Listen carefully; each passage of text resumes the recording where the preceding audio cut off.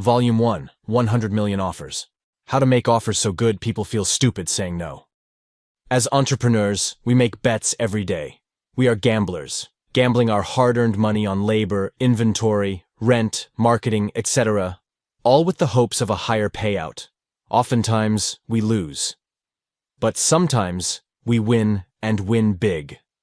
However, there is a difference between gambling in business and gambling in a casino. In a casino, the odds are stacked against you. With skill, you can improve them, but never beat them. In contrast, in business, you can improve your skills to shift the odds in your favor. Simply stated, with enough skill, you can become the house. After beginning a series of books on acquisition, it became apparent that I could not talk about any other topic without first addressing the offer, the starting point of any conversation to initiate a transaction with a customer. What you are literally providing them in exchange for their money. That's where it all begins. This book is about how to make profitable offers. Specifically, how to reliably turn advertising dollars into enormous profits, using a combination of pricing, value, guarantees, and naming strategies. I call the proper combination of these components a grand slam offer. I chose this term partially in homage to the above quote from Amazon founder Jeff Bezos, and because, like a grand slam in baseball, a grand slam offer is both very good and very rare. Additionally, to extend the baseball metaphor, it takes no more effort to make a grand slam offer than to strike out. The difference is dictated by the skill of the marketer and how well he connects his offer with his audience's desires. In business, you can have so-so offers, the singles and doubles that keep the game going, pay the bills, and keep the lights on. But, unlike baseball, where a grand slam scores a maximum of 4 runs, a grand slam offer in the business world can score you a 1,000-fold payoff and result in a world where you never need to work again.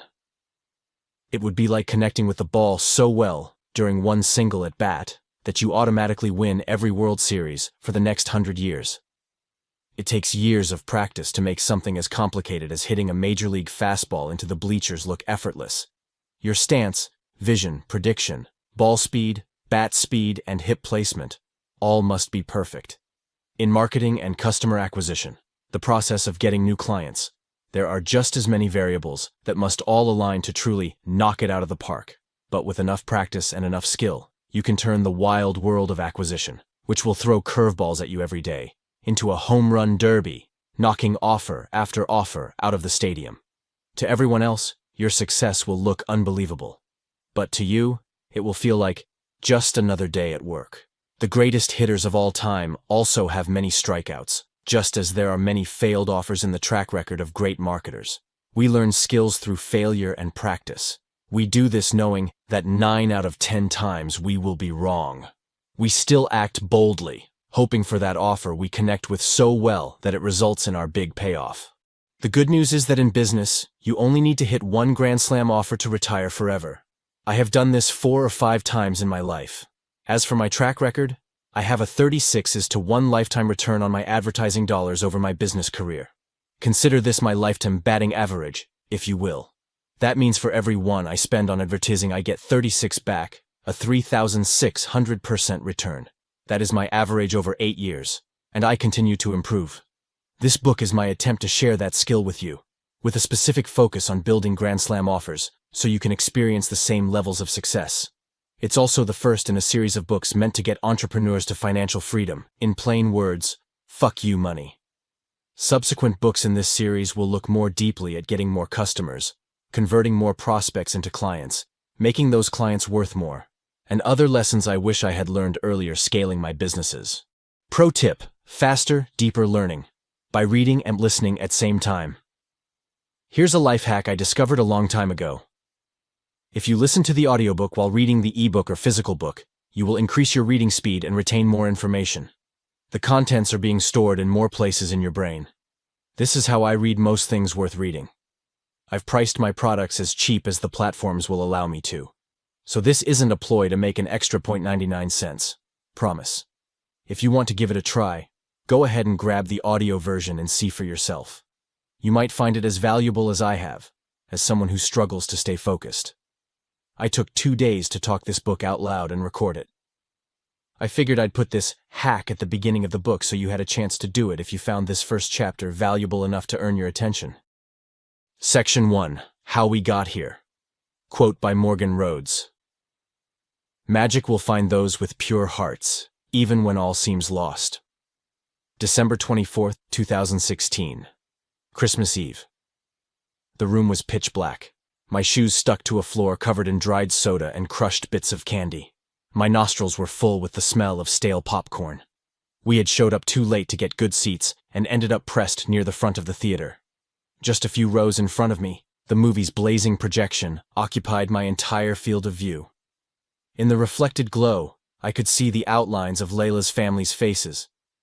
They may as well have been hypnotized. I envied them. They sat, entranced, soaking in their paid time off for Christmas. Must be nice. Anybody else would have missed it, but Layla, my girlfriend at the time, knew me too well. Anybody else would have thought I was watching the movie, but Layla could tell I was staring blankly at the screen, my eyes not tracking the movie. My face was pale. My cheekbones and jawline appeared gaunt. Weeks of chronic stress had killed my appetite. "What's wrong?" she asked.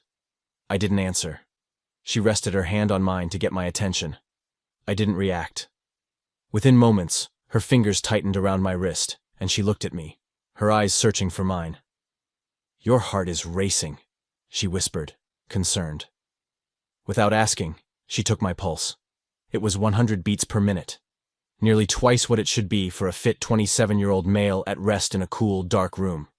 "What's going on?" she asked more forcibly, but still whispering. The truth is, I was terrified. A few hours earlier, I looked like a giant. I sat scrunched up in a children's miniature play chair. My knees almost touched my chest, even with my feet firmly planted on the old beige-carpeted floor. My laptop felt hot sitting atop my steeply angled knees. Dolls and toys were scattered around me. They stared at me with wide eyes and toothy grins, motionless. I had been their entertainment the past few weeks. I was in Layla's parents' house. They had recently become grandparents and used this spare bedroom as a playroom when the grandchildren visited. I didn't have a place to live, so they were letting Layla and I stay there as long as we needed. They had let me use the children's playroom as my office for my business, which at this point felt almost as make-believe as the stories they had told their grandchildren in this room. I literally felt like I was playing dress-up, except the stakes were real, and this was my life. My ears were hot and red from the phone being pressed against them for what felt like hours. I kept switching hands because my arms would tire from holding the phone up for so long. "I'm sorry, Mr. Hormozi," the voice on the other end of the line said. "We have to hold on to these funds for the next 6 months. We've seen some irregular activity, so this is precautionary." "Are you fucking kidding me? 120 grand?" I said. "A precaution." "I'm sorry, sir. Our underwriting team—" "Yeah, I heard you," I said, cutting him off. "I don't accept that. Sir, it's not up to me. It's just our poll. What am I going to tell my salesman, who has a baby and another on the way? Are you going to tell him he's not going to be able to buy his pregnant wife and newborn food? Are you going to pay his mortgage for him?" I was seething. "Sir," he began again, with unfazed apathy, just trying to deliver the news. "It's not yours to take." My aggression was quickly turning into desperation. "Shit! Just send me half so I can pay my employees," I pleaded. "It's Christmas Eve, for fuck's sake." "Sir, we're going to be holding on to the entirety of your funds for the next 6 months per your agreement." The voice faded into the distance. Fuck. I hung up and checked my accounts. $23,036. I owed my salesman a $22,000 commission check for $120,000 in sales I never got. Without wanting to give myself the opportunity to think about it, I wired it to him. $22,000, payment successful, balance $1,036. Fuck. The sunlight blinded me as we emerged from the matinee. Families shuffled in and out through the revolving doors, making their happy memories. I was in a daze. Layla led me to the car, her hand wrapped firmly around mine. "What's wrong? What happened?" she asked. "The money isn't coming." "What do you mean?" she asked. "It's delayed?" I exhaled in defeat. "They are keeping it all." "Can they do that?" "Apparently. I said stoically, trying to maintain my composure in front of her parents. What are you gonna do about the commissions? I already paid him. Everything. I said it without looking at her. Layla's concern turned to dread. We sat in silence the whole way home. I stared out the window. She held my hand in hers. It was more comforting than I anticipated. We'll get through this. 30 days earlier, I had decided to go all in on this new business I called Gym Launch. Here was the idea. I would fly around the country to gyms and fill them up to full capacity, using this new methodology that hinged on an offer I had perfected when I owned my chain of gyms. Leading up to this moment, I had sold 5 of my 6 gyms. The funds from selling them, my life's work, I had put into an account I had with a new partner. This money was supposed to be the seed money for our new company. I was finally going to realize some level of success. My alarm went off. I groggily swung my arm over blindly, clawing at the bedside table. I switched off the alarm, while Layla managed to sleep through the commotion. I laid there silently, pulling up the bank accounts, a daily ritual. The balance said $300. Wait, that couldn't be right. There was $46,000 in here yesterday. My adrenaline surged. Looking closer, I saw $45,700 payment successful. I was frantic. The money from selling all of my gyms was gone. I checked where the money went. To my partner. He had taken all the money out. Fuck. The last 4 years of my life had vanished that fast. I officially had nothing and even less to show for it. No gyms, no equipment, no employees, nothing. I felt dead inside. Adding insult to injury, in that same 30-day period, my mother was in critical condition because of a near-fatal accident and was still under 24-hour supervision. And I had totaled my car in a head-on collision at 60 miles per hour and earned a DUI as my consolation prize. This was the cherry on top. My one saving grace during this time was selling a new challenge offer at a gym and collecting all the cash up front as my fee for turning their business around. So I did the only thing I knew. I sold. My salesman had done $120,000 in a single month, and I owed him a $22,000 commission check. The problem was the $120,000 never came. We need to talk, I said, as Layla and I went into the other room. I worked up the courage to speak, but stared at the floor, embarrassed. I've got nothing, I said to her. I'm a sinking ship, and you don't have to stay with me. She grabbed my chin and pulled my face towards hers so she could look into my eyes. I would sleep with you under a bridge if it came to that. I would have cried tears of joy, but I was so emotionally exhausted my response appeared apathetic. I wouldn't stay with me. Are we still going to do these launches starting tomorrow? She asked. All my friends quit their jobs to do this. She was being matter-of-fact, but it still stung. I felt defeated. Listen, this could go horribly wrong. I trust you. We'll figure it out. I had 2 things left at that point, a Grand Slam offer and an old business credit card with a $100,000 limit from when I had my gyms. On the day after Christmas, 2 days after the gut-wrenching call with the payment processor, we were scheduled to launch 6 new gyms. At the same time. Between airfare, hotels, rental cars, gas, and ad spend, all multiplied by 6, I was going to be spending $3,300 per day of money I didn't have. My last dollar had gone to paying my salesman. I still remember my hand shaking as the advertisements went live. Off, on. Just like that, I was going into debt at a rate of $412 per working hour. Just like that, $1,300 per day began getting deducted from my account. Minus $3,300. I now officially have nothing. Minus $3,300.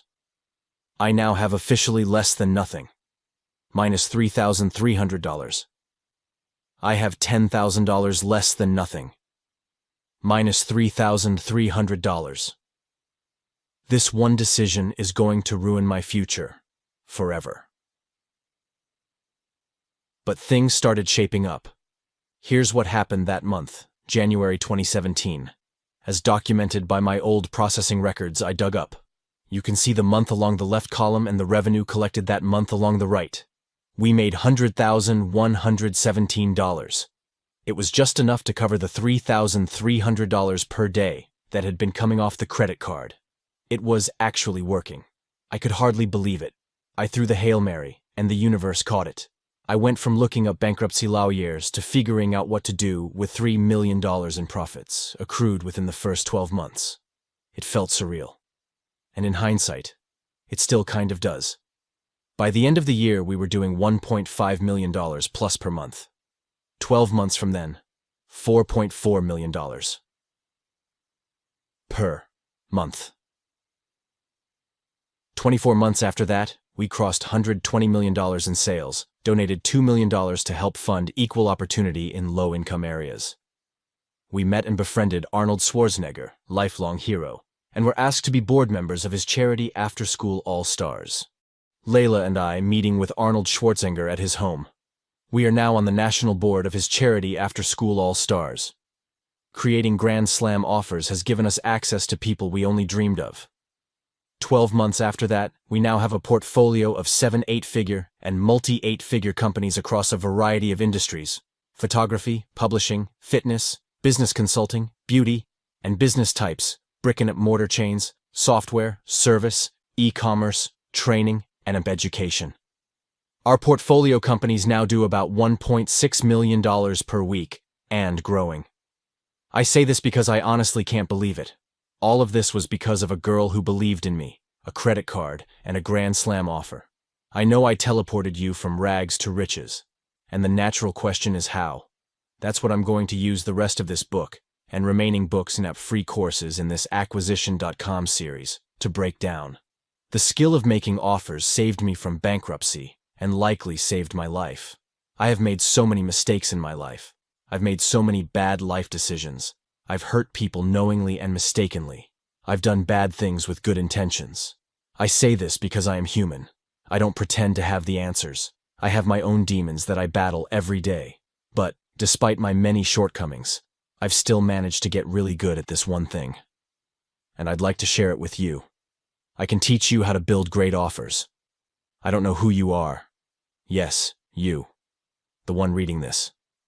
But thank you from the bottom of my heart. Thank you for allowing me to do work I find meaningful. Thank you for giving me your most valuable asset, your attention. I promise to do my best to give you a positive return on it. Here is your first piece of good news. If you are reading this, then you are already in the top 10%. Most people buy stuff and then promptly ignore it.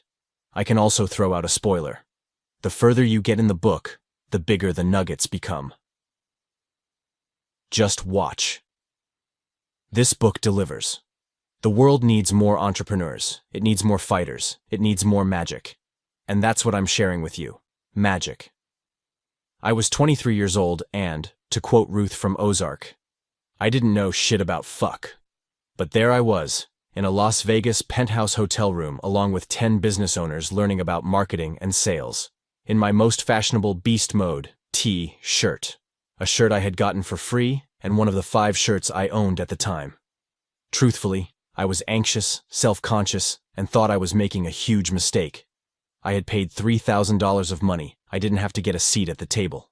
I knew I needed to learn. Everyone there had a business, except me. I was planning on starting one, a gym. TJ, the organizer, had multiple successful businesses. While going over the agenda, I remember he made an offhand comment about making $1 million that year. $1 million. I was spellbound. I want to be like this guy. I'll do anything. The problem was I didn't know what any of them were talking about. KPIs, CPLs, conversion rates. My head was spinning as I pretended like I knew what they were talking about. But I didn't, and I'm bad at pretending. Between sessions, TJ found me. He could tell I was in way over my head. TJ was kind, curious, and caring. After a little bit of small talk, he asked me a simple question that changed my life forever. Do you want to know the secret to sales? I had never sold anything in my life. I had never even read a book on it. I had just recently learned what the term meant, seriously. I leaned forward, intent to download every syllable he spoke right into my brain. I opened my notepad and stared at him with intent. I was ready for the secret. He looked at me soberly and said, "Make people an offer so good they would feel stupid saying no." I nodded, wrote it down, underlined it, and circled it. And with that, my entire worldview of selling was transformed. My mind began racing. I didn't have to be skilled, or even any good. I just had to come up with things that anyone would say yes to. The greatest game of my life had begun. What this book is about. At some point, every successful business owner was a wantrepreneur, a person full of ideas and frustrated at having potential to spare. Something clicks when they realize the horrible trade they, and so many people, make, trading their freedom for falsely perceived security. Their discomfort compounds, and once the discomfort of staying the same surpasses the discomfort of change, they take the leap. I'm going to be an entrepreneur, so I can be free.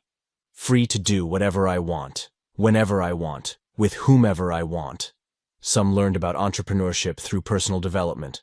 Others got into it through a franchise. Others bought courses. And some just said, "Fuck it, I'm doing it. I'll make it work." And made it work they did. Most of us open up shop with the intention of helping people in some way. Many times, this assistance is in some way related to something that's affected us personally. We set out to give back by providing value to others, by helping them solve a problem that once plagued us. Then again, sometimes this isn't our way in. In either case, we cling to the dream of making more and being freer than we are now. Many of us thought, naively, that owning a business would be our crowning accomplishment, a final destination. When in reality, it was just the beginning. Somehow, in the transition between passionate to help others and owning my first business, we gradually realized that we don't even know the first thing about business, let alone turning a profit. We may know a lot about our passion, about why we started the business, but that doesn't mean we know anything about succeeding in business. Much to the disappointment of the idealists on the sidelines, succeeding in business means getting prospective customers to trade us money for our services, our passion for their hard-earned coins. That's the agreement. The only way to facilitate that exchange, to transact, to literally carry out business as a business, is by making the prospect an offer. What's an offer? Anyways, the only way to conduct business is through a value exchange, a trade of dollars for value. The offer is what initiates this trade. In a nutshell, the offer is the goods and services you agree to give or provide, how you accept payment, and the terms of the agreement. It is what begins the process of getting customers and making money. It is the first thing any new customer will interact with in your business. Since the offer is what attracts new customers, it is the lifeblood of your business. No offer, no business. No life. Bad offer, negative profit, no business. Miserable life. Decent offer, no profit. Stagnating business, stagnating life. Good offer, some profit. Okay business, okay life. Grand slam. Offer, fantastic profit. Insane business, freedom. This book helps entrepreneurs craft those grand slam offers. These are the offers that are so effective, profitable, and life-changing that it seems they can only be the result of luck. That's how it looks to an untrained eye, at least. As you likely now know, I have crafted thousands of offers over the last decade. Most failed. Some did okay. And some struck gold. But I never really knew why. As Dr. Bergelman, a famous Stanford Business School professor, said, "It is far better to have understood why you failed than to be ignorant of why you succeeded." But, as the data started rolling in, what seemed like luck and fortune was closer to a repeatable framework. I have been fortunate enough to have struck gold enough times to document these frameworks, and have gotten lightning to strike twice. Once I have put the steps and components of those frameworks in a logical and digestible format, so they are actually useful. Today, like now, I'm giving you action. Instead of a sad but typical book of vague business theories and mental masturbation. The two main problems most entrepreneurs face and how this book solves them. Although you can make the list of problems you face a mile long, which is a great way to stress yourself out, all these problems typically stem from two big kahunas. 1. Not enough clients. 2. Not enough cash, excess profit at the end of the month. Seems obvious, right? It costs more money and time to get more clients, thereby solving issue 1, and that money is coming from the profit margins, which creates problem 2. What's more annoying, prospects savagely compare and belittle our services in favor of cheaper and crappier alternatives, with the cheapest one winning. This, of course, when winning means getting to work more for even less. Sad face. Let's say you've slashed prices to get more customers. You may even have a full client load. But here you are, barely making it because profit margins are too thin. Competition becomes a race to the bottom. If you're struggling with one or both of these issues, you're not alone. I've been there. Heck, I think every entrepreneur has these same challenges. I also want you to know that it's not your fault. Typical models weren't designed for profit maximization. They were designed by companies who have boatloads of funding and can operate at a loss for years. When these models are used in the real world, business owners just barely get by. They essentially buy themselves a job and work 100 hours a week to avoid working 40. Crappy trade.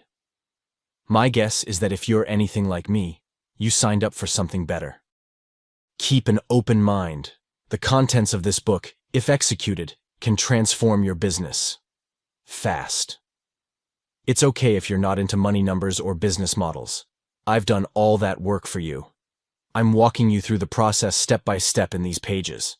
I'm going to explain each of the big 2 problems we touched on above in detail, including why they don't work. Then I'm going to show you the solutions. And to wrap this adventure up, I'll explain how to enhance value to maximize how much you make per customer, so that you can outmarket everyone and stack cash.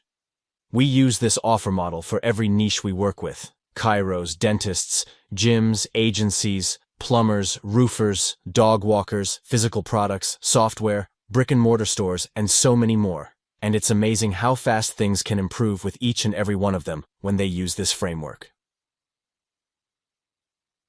What's in it for you?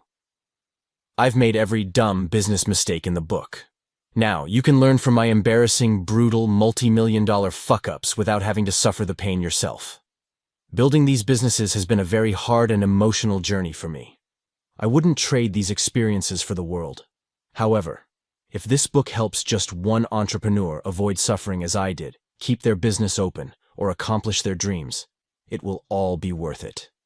If you are willing to exchange the time it takes to watch 2 episodes of your favorite TV show and really study this book, and if you implement even a single offer component, I can guarantee you will add more clients and more dollars to your bottom line. Reading this book and taking it to heart will be the single best return on time for your business. Nothing else will allow you to do what this book can do in the same amount of time. That is a promise.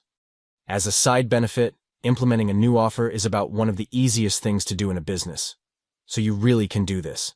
This isn't some management practice or culture building hoodoo. This is the real how you sell shit for lots of money type stuff. What's in it for me?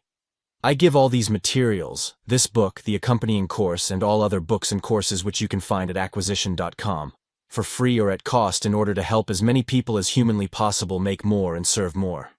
And I have made these with the intention of providing more value than you can get from a $1,000 course, any $30,000 coaching program, and hilariously more than a $200,000 college degree.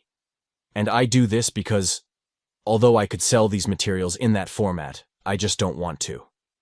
I've made my money doing this stuff, not teaching how to do this stuff, contrary to most of the marketing community at large. So my model is different. I'll explain more in a second.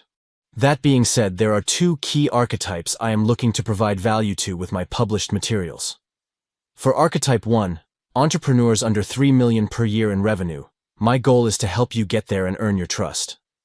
Try just a couple of tactics from this book, watch them work, then try a few more, watch them work, and so on. The more you see results in your own business, the better. Once you succeed, you become archetype 2. Entrepreneurs at minimum between $3 million to $10 million in yearly revenue. Once you get there, or if that's you now, I'd be honored to invest in your business and help you cross $30 million, $50 million, or $100 million. I don't sell coaching, masterminds, courses, or anything like that. Instead, I have a portfolio of companies I take an equity interest in. I use the infrastructure, resources, and teams of all my companies to fast-track their growth. But don't believe me yet. We just met. If you're curious, my business model is simple, just like the four-piece pyramid logo. 1. Provide value at no cost, far in excess of what the rest of the marketplace charges for. 2. Have entrepreneurs use materials that actually work and make money helping more folks. 3. Earn the trust of the hyper-executor business owners who use the frameworks to scale their businesses to $3 million to $10 million per year and beyond. 4. Invest in those businesses to make more impact at scale while helping everyone else for free. If you look carefully, the process reverse engineers success. I think it's pretty cool. Here's how. I know these business owners can execute the frameworks I have without hand-holding, and therefore would be very likely to succeed with the next set of frameworks. Getting to 30, 50, 70 million looks different than getting to $3 to $10 million. They know that my style works for them because it already has. So we operate on shared trust. I trust they can execute, and they trust that our stuff works. Again, because it already has, all while helping everyone else, for free. So it allows me to preemptively avoid failures and dramatically increases success likelihood. Let me show you how much. At the time of this writing, every business I have started since March of 2017 has achieved a $1.5 million per month run rate. According to the Small Business Administration, the odds of a single business even achieving $10 million per year in revenue are 0.4%, or 1 in 250. Having it happen 4 times in a row is 0.4% times 0.4% times 0.4% times 0.4% equals very, very low probability that it was luck. As such, I can say with conviction that we know how to recreate success using the frameworks I share over and over again. They work because they are timeless business principles. I actively visualize every day how it felt to wake up in the middle of the night in cold sweats, wondering how I'd make payroll. That gut-wrenching meditation keeps me hungry as an entrepreneur, but also grateful for my security and peace of mind. I want the latter for you and anyone else that gives a damn about what they do. Fair enough? Cool. So let's get to it. Basic outline of this book. This book is intended to be a resource. As a resource, I mean it will be something you will read through and then keep in your toolbox, coming back to it again and again. Why? As Einstein says, never memorize anything you can look up. Business is not a spectator sport. You're not cramming for some midterm, and you're not some limp-wristed philosopher. You do work. And to work, you need tools. This, my friend, is one of those tools. General Outline Section 1. How we got here. You just finished it. Section 2. Pricing. How to charge. Lots of money for stuff. Section 3. Value. Create your offer. How to make something so good people line up to buy. Section 4. Enhancing your offer. How to make your offer so good they feel stupid saying no. Section. Next steps. How to make this happen. In the real world. Section 2. Pricing. How to charge lots of money for stuff. Grow or die is a core tenet at our companies. We believe every person, every company, and every organism is either growing or dying. Maintenance is a myth. What this means is, if your company isn't growing, it's dying. This is a sobering reality for many of us. I learned the hard way, and my businesses suffered for a long time because of it. Let me explain. The market is continuously growing. The stock market grows at 9% per year. If we aren't growing at 9% per year, we are falling behind.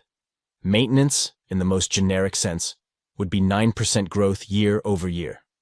Furthermore, if you're in a growing marketplace, then you might have to grow at 20 to 30% per year, just to keep up or risk falling behind. So you can see how maintenance is a myth. So then, what does it take to grow? Thankfully, just 3 simple things. 1. Get more customers. 2. Increase their average purchase value. 3. Get them to buy more times. That's it. Sure, there are lots of ways to acquire customers and zillions of ways to increase order value and purchase frequency. But, simply put, that's it. Those are the only 3 ways to grow. Example. If I sell 10 clients a month and a client is worth $1,000 to me over their lifetime, through average cart value times average number of purchases, then my business will cap at $10,000 per month, 10 times $1,000. 10. New clients per month, x $1,000. Lifetime value equals $10,000 per month, max revenue. If you want to grow, you've got to either sell more clients every month while maintaining suitable margins, or have them be worth more by increasing the profit per purchase or number of times they buy. That's it. Author note: only 2 ways to grow. To simplify this concept even more, there are really only 2 ways to grow: get more customers and increase each customer's value. Increasing each customer's value has 2 sub-buckets. 1. Increasing profit per purchase. 2. Increasing the number of times they buy. For the purpose of this book, I highlight both of those sub-buckets as individual growth paths. I did this because I think it will be easier to understand the money models that will come in Volume 3. All 3, getting more customers, increasing their average purchase value, and getting them to buy more, are repeated themes in this book. But if you seek simplicity, both increasing average purchase value and increasing the number of times a customer buys results in one outcome: increasing each customer's value. Business terms. Before going any further, and to better flesh out the concepts that follow, we should take a second to define and better understand some key business concepts. When I stood in that Las Vegas penthouse in my Beast Mode t-shirt, I was clueless about such terms. Let me help you be better than, well, me. Gross profit. The revenue minus the direct cost of servicing an additional customer. If I sell lotion for $10 and it costs me $2, my gross profit is $8 or 80%. If I sell agency services for $1,000 per month and it costs me $100 per month in labor to run that client's advertising, then my gross profit is $900 or 90%. Note: this is not net profit.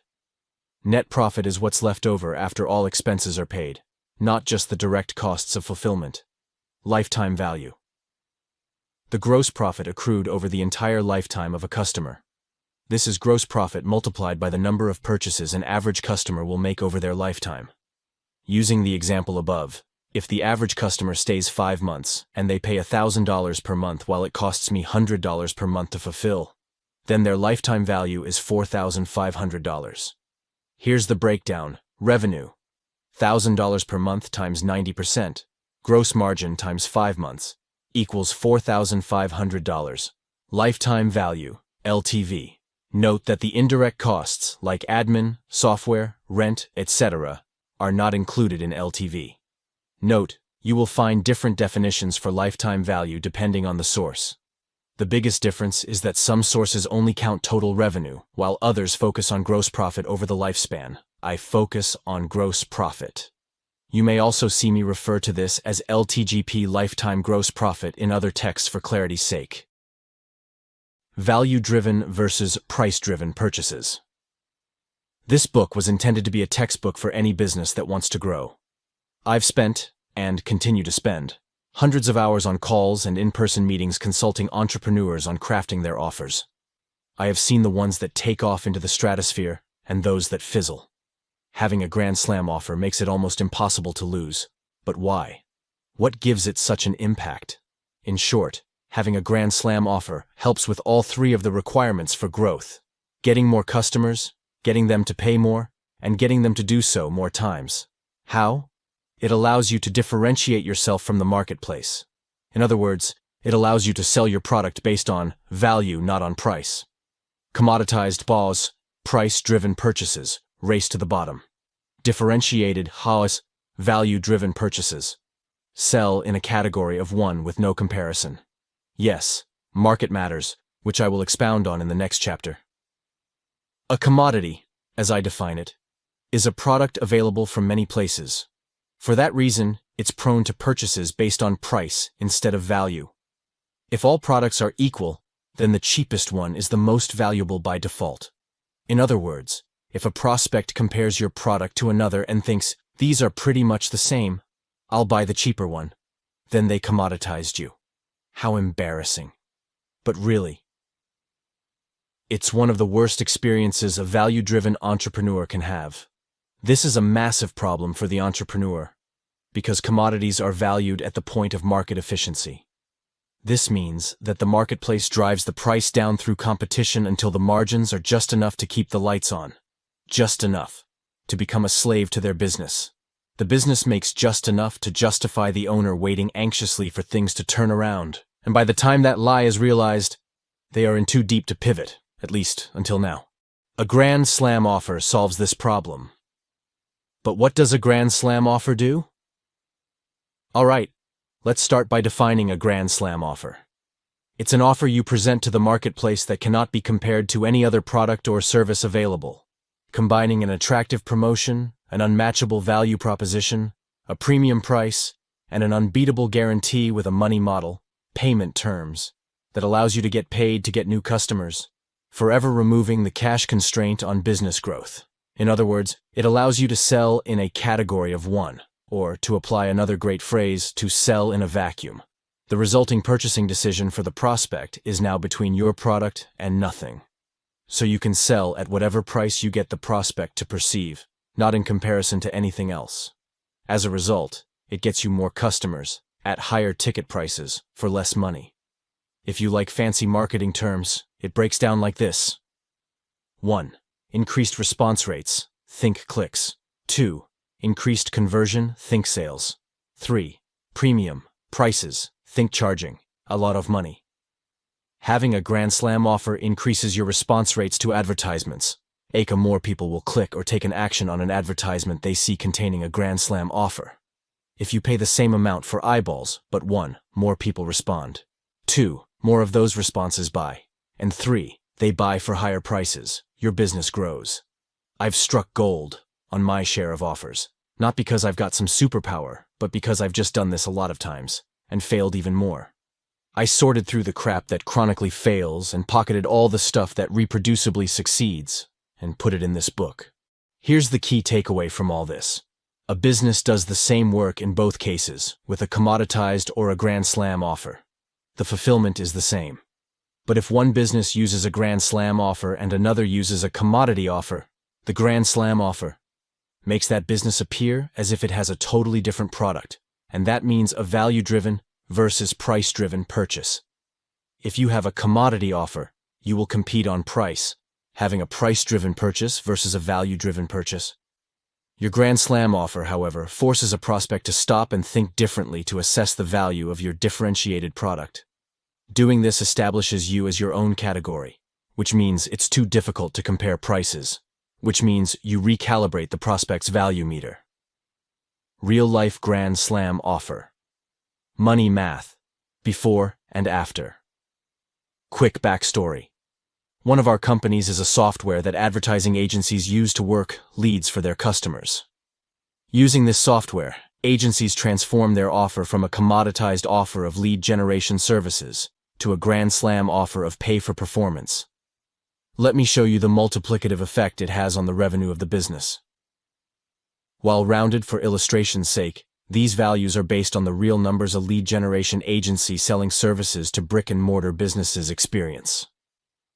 Old commoditized way, price-driven. Race to the bottom.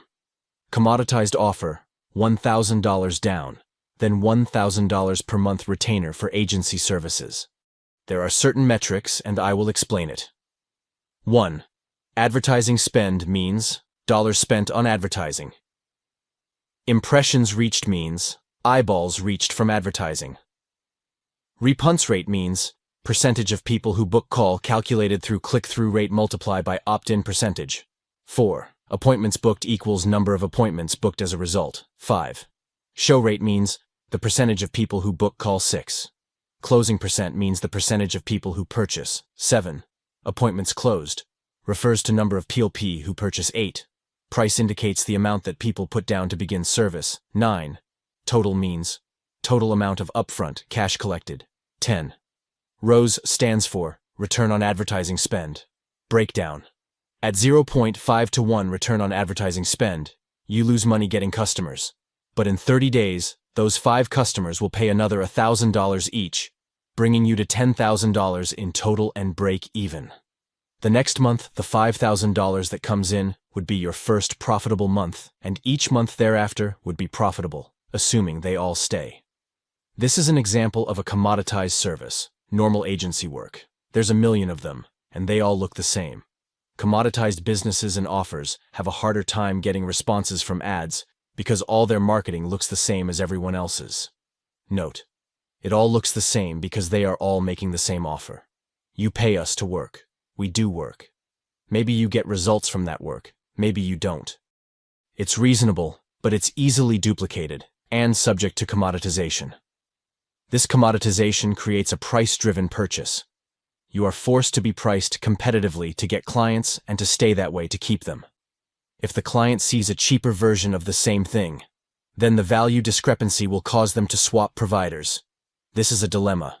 Lose this client, the rest of your clients, and potential clients, or stay competitive. Your margins become so thin they vanish. Furthermore, it's hard to get prospects to say yes, and keep them saying yes, unless you're hyper-vigilant about clients commoditizing your business by staying competitive. And that's the problem with the old commoditized way.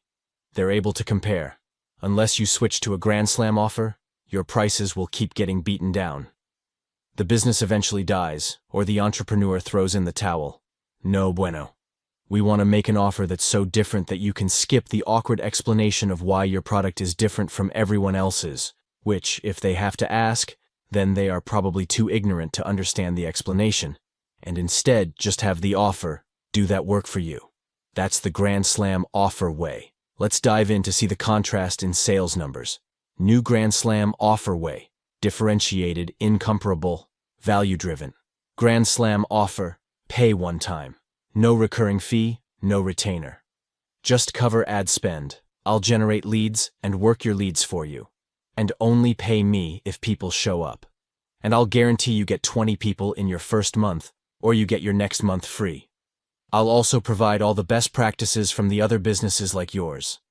Daily sales coaching for your staff, tested scripts, tested price points, and offers to swipe and deploy sales recordings, and everything else you need to sell and fulfill your customers. I'll give you the entire playbook for insert industry, absolutely free just for becoming a client. Breakdown. You spend the same amount of money for the same eyeballs. Then you get 2.5 times more people to respond to your advertisement because it's a more compelling offer. From there, you close 2.5 times as many people because the offer is so much more compelling.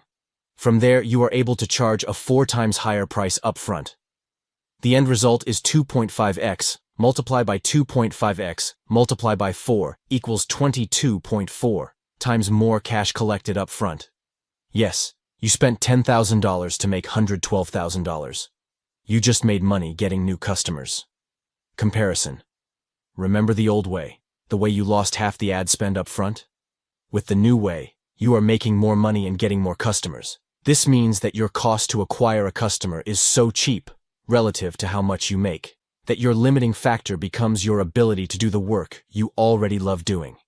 Cash flow and acquiring customers is no longer your bottleneck because it's 22.4 times more profitable than the old model. Yup, you read that right. This is the part in the action movie where you walk away from an explosion in slow motion. This is the exact Grand Slam offer we used with our software business that serves agencies. The numbers can become wild, fast. I know 22.4x better sounds unreasonable, but that's the point. If you play the same game everyone else does, you'll get the same results everyone else does, mediocre. You hit singles and doubles, keep the lights on, but never get ahead.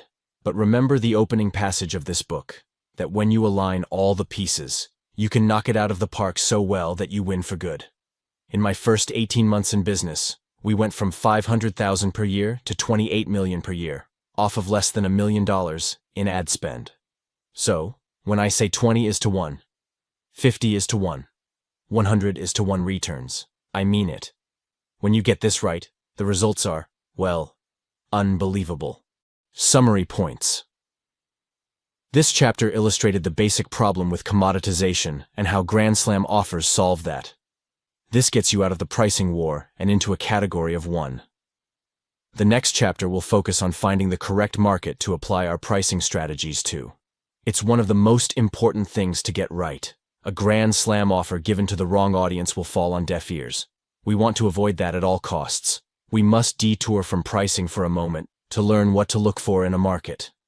It's an essential box to check before continuing on our journey. Pricing. Finding the right market. A starving crowd. The seed that fell on good soil represents those who truly hear and understand God's word and produce a harvest of 30, 60, or even 100 times as much as had been planted. Matthew 13:23, NLT. A marketing professor asked his students, if you were going to open a hot dog stand, and you could only have one advantage over your competitors, which would it be? Location, quality, low prices, best taste. The students kept going until eventually they had run out of answers. They looked at each other, waiting for the professor to speak.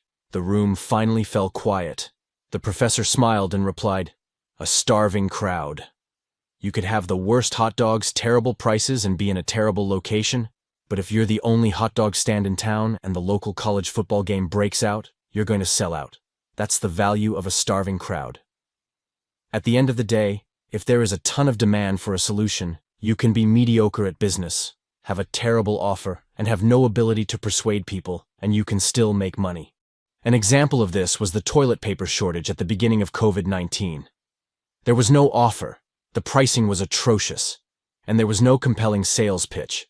But because the crowd was so big and so starving, rolls of toilet paper were going for $100 or more. That's the value of a starving crowd. Selling newspapers. A good friend of mine, Lloyd, owned a software business that served newspapers for almost a decade. They set up digital ad services on newspaper websites with a few clicks and instantly helped them sell a whole new ad product. He only charged them a percentage of the revenue he added. So if they made nothing, neither did he. It was pure gain for the papers, and a great offer. But, despite having a great offer and natural sales ability, his business began to decline. Being a high-achieving entrepreneur, he tried all the different angles to solve the problem, but nothing worked. He couldn't figure out what the issue was. It was hard for me to see him struggle with this because I think Lloyd is much smarter than I am, and the answer seemed obvious to me. But watching him go through this has been a lesson I have taken with me for life. Before I reveal it, what do you think the problem was? Product? Offer? Marketing and sales? His team? Let's break it down. It wasn't his product. That was great. It wasn't his offer. He had a zero-risk rev share model. It wasn't his sales skills. He was a natural salesman. So, then what was the problem? He was selling to newspapers. His market was shrinking by 25% every year. He had looked at all the angles, except for the most obvious one. Finally, after years of fighting an uphill battle in his market, he realized his market was the source of his problems and decided to downsize his company. Don't worry, this story has a second half. To illustrate the power of a market, as soon as COVID hit, Lloyd pivoted. He started an automated mask manufacturing company. With new technology, he brought the cost per mask below what people could buy them for from China. Within 5 months, he was doing millions per month. Same entrepreneur, different market. He applied his same skill set to a business he had zero experience in, and was able to win. That's the power of picking the right market. I give you that story as a cautionary tale. Your market matters. Lloyd is a very smart human. He is obviously very capable. But we can all be blinded as entrepreneurs because we don't like to give up. We are so accustomed to solving impossible problems that we will keep ramming our heads into the wall. We hate quitting. But the reality is that everyone is affected by their market. So how do you pick the right market? What to look for? There is a market in desperate need of your abilities. You need to find it. And when you do, you will capitalize, all while wondering what took you so long. Don't be romantic about your audience. Serve the people who can pay you what you're worth.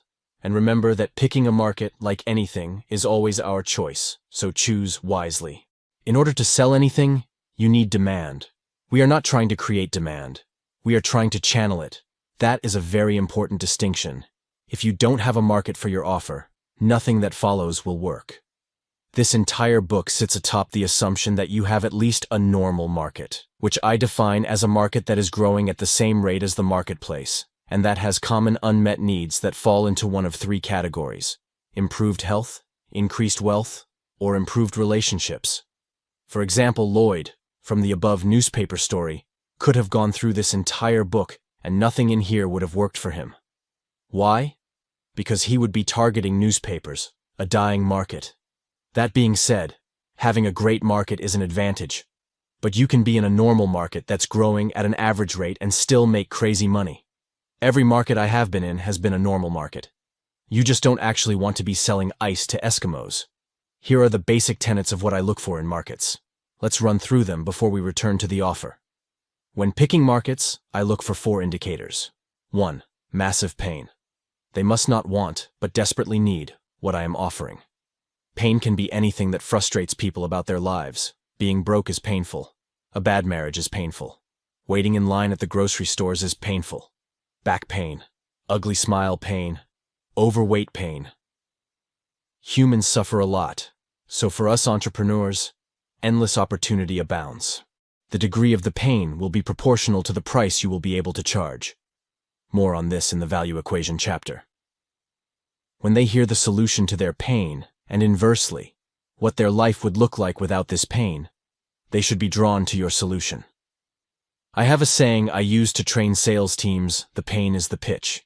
If you can articulate the pain a prospect is feeling accurately, they will almost always buy what you are offering. A prospect must have a painful problem for us to solve and charge money for our solution.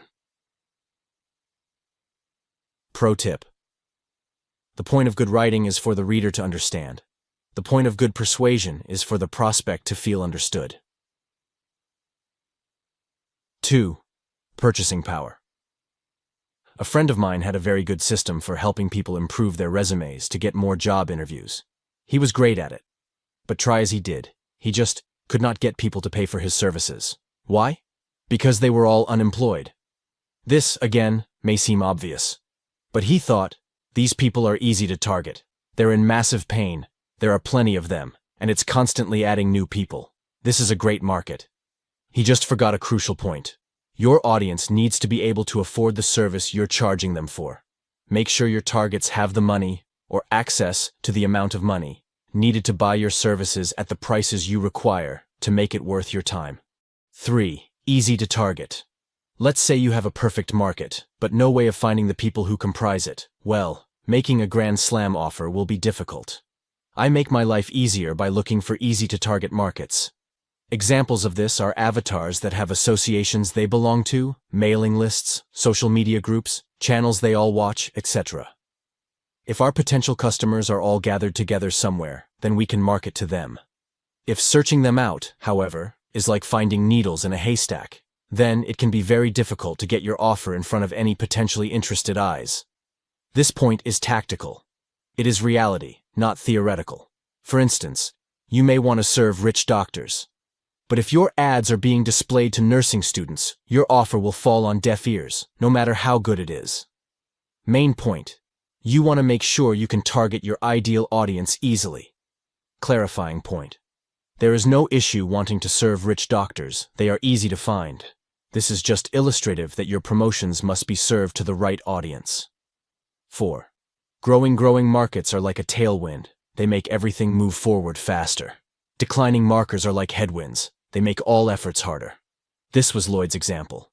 Newspapers had 3 of the 4 makings of a great market. 1. Lots of pain. 2. Purchasing power. 3. Easy to target. But they were shrinking, fast. No matter how hard he tried, the entire marketplace was fighting against him. Business is hard enough, and markets move quickly. So you might as well find a good market to give you a tailwind to make the process easier. Making this real. There are 3 main markets that will always exist: health, wealth, and relationships. The reason that those will always exist is that there is always tremendous pain when you lack them. There is always demand for solutions to these core human pains. The goal is to find a smaller subgroup within one of those larger buckets that is growing, has the buying power, and is easy to target, the other 3 variables. So if I were a relationship expert trying to find my avatar, I'd rather focus on second half of life relationship coaching for old-timers than helping college students in relationships. Why? Because senior citizens who are alone are likely suffering more pain as they are nearer their deaths, pain, have more buying power, money, and are easy to find, targeting. Lastly, at the time of this writing, there are more people turning 65 each year than turning 20, growing. That is the idea. Think about what you are good at in regards to health, wealth, and relationships. Then think about who might value your service the most, is in the most pain, has the buying power to pay what you want, money, and can be found easily, targeting. As long as those three criteria are strong and the market isn't shrinking, you'll be in good shape. But how important to your success is finding a great market versus a normal market versus a bad market? The answer: it actually depends. Let me explain. Order of importance: 3 levers on success. It's unlikely you are going to be in a dying market like the newspaper example. It's also unlikely you're going to be selling toilet paper in COVID, buying frenzy. You'll likely be in a normal market, and that's totally okay. There is a fortune to be made within normal markets. My single point here is that you can't be in a bad market or nothing will work. That being said, here's the simplest illustration of the order of importance between markets, offers, and persuasion skills. Starving crowd, aka market, is more important than offer strength. Offer strength is more important than persuasion skills. Let's say you were to rate these elements on a scale of great, normal, and bad. You could essentially move down the line from left to right in order of importance. A great rating on a higher order piece overpowers anything else lower on the priority scale. A normal rating moves the buck to the next part of the equation. A bad stops the equation, unless a great from a higher priority component nullifies it. Here are a few examples. Example 1. Even if you have a bad offer and are bad at persuasion, you're going to make money if you're in a great market. If you're on the corner, hawking hot dogs when the bars close up at 2 a.m., with mobs of starving drunk folks, you're gonna sell out your hot dogs. Example 2. Most of us. If you are in a normal market and have a grand slam offer, great. You can make tons of money even if you're bad at persuasion.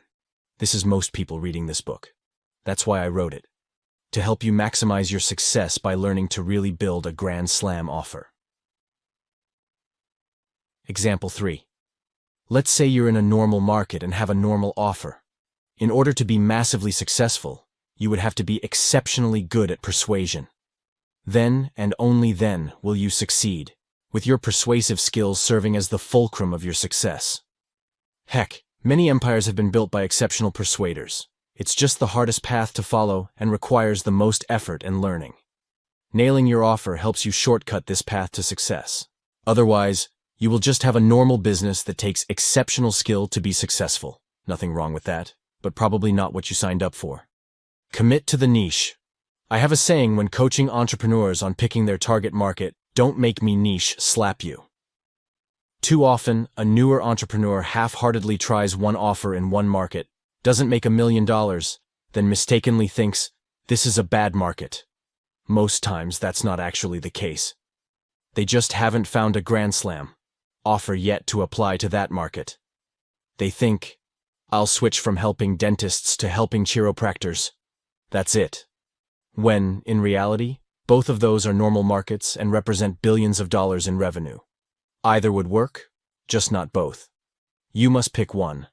No one can serve two masters. I have coined the term niche slap to remind entrepreneurs in my communities to commit once they pick. All businesses and all markets have unpleasant characteristics. The grass is never greener once you get to the other side. If you keep hopping from niche to niche, hoping that the market will solve your problems, you deserve to be niche slapped. You must stick with whatever you pick long enough to have trial and error. You will fail.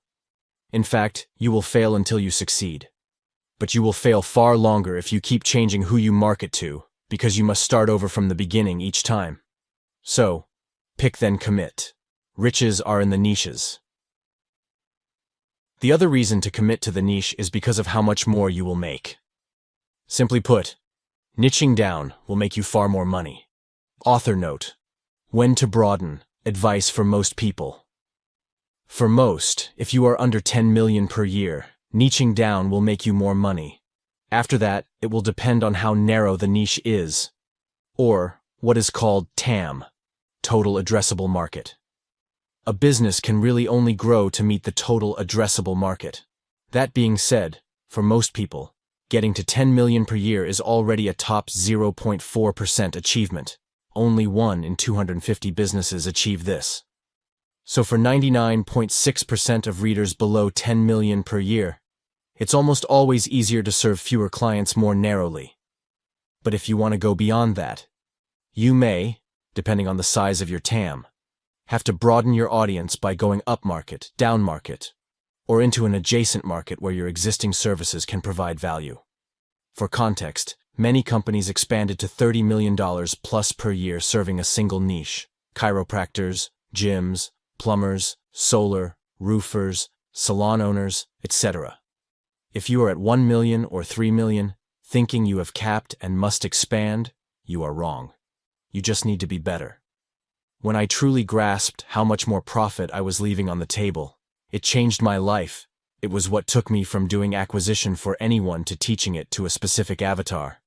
In my instance, I decided on a micro gym owner with $100 members, a signed lease, at least one employee, and wanted to help clients lose weight. That's pretty specific compared to small business owners, or anyone who will pay me, which is common. And I was very specific. In that business, gym launch, we turned down, and still do, anyone who is not that avatar. That means no personal trainers, no online coaches, etc. Could I have helped them? Of course I could have. I mean, heck, the majority of our portfolio is comprised of non-gym companies. But in order to maintain product focus and high-converting messaging, knowing exactly who the product was for was a game changer. It helped us know exactly who we were speaking to at all times, and exactly whose problems we were solving. But simplicity and ease may not be enough to sway you. So let me illustrate why honing in on one niche will make you more money. Reason: you can literally charge 100 times more for the exact same product. Dan Kennedy was the first person to illustrate this for me, and I will do my best to pass on the torch to you in these pages. Niching product pricing. Example. Left column, product. Right column, price. A general time management course can be sold for $19. A time management course for sales professionals can be sold for $99. A time management for outbound B2B sales can sell for $499. A time management for outbound B2B power tools and gardening sales rep can sell for $1,997. Dan Kennedy taught me this, and it changed my life forever. Let's say you sold a generic course on time management. Unless you were some massive time management guru with a compelling or unique story, it would be unlikely it would turn into anything significant. What do you think yet another time management course is valued at? $19, $29? Sure. Nothing to write home about. Let's just say $19 for illustration's sake. Now we shall unleash the power of niche pricing in various stages on your product. So let's imagine you make the product more specific, keeping the same principles, and call it Time Management for Sales Professionals. All of a sudden, this course is for a more specific type of person. We could tie their increase to even one more sale or one more deal, and it would be worth more. But there are a lot of salespeople, so this might be a $99 product. Neat, but we can do better. So let's go down another level of niching and call our product Time Management for B2B outbound sales reps. Following the same principles of specificity, now we know our salespeople probably have very experienced deals and commissions. A single sale would easily net this salesman $500 or more. So it would be easy to justify a $499 price tag. This is already a 25 times increase in price for almost an identical product. I could stop here, but I'm going to go one step further.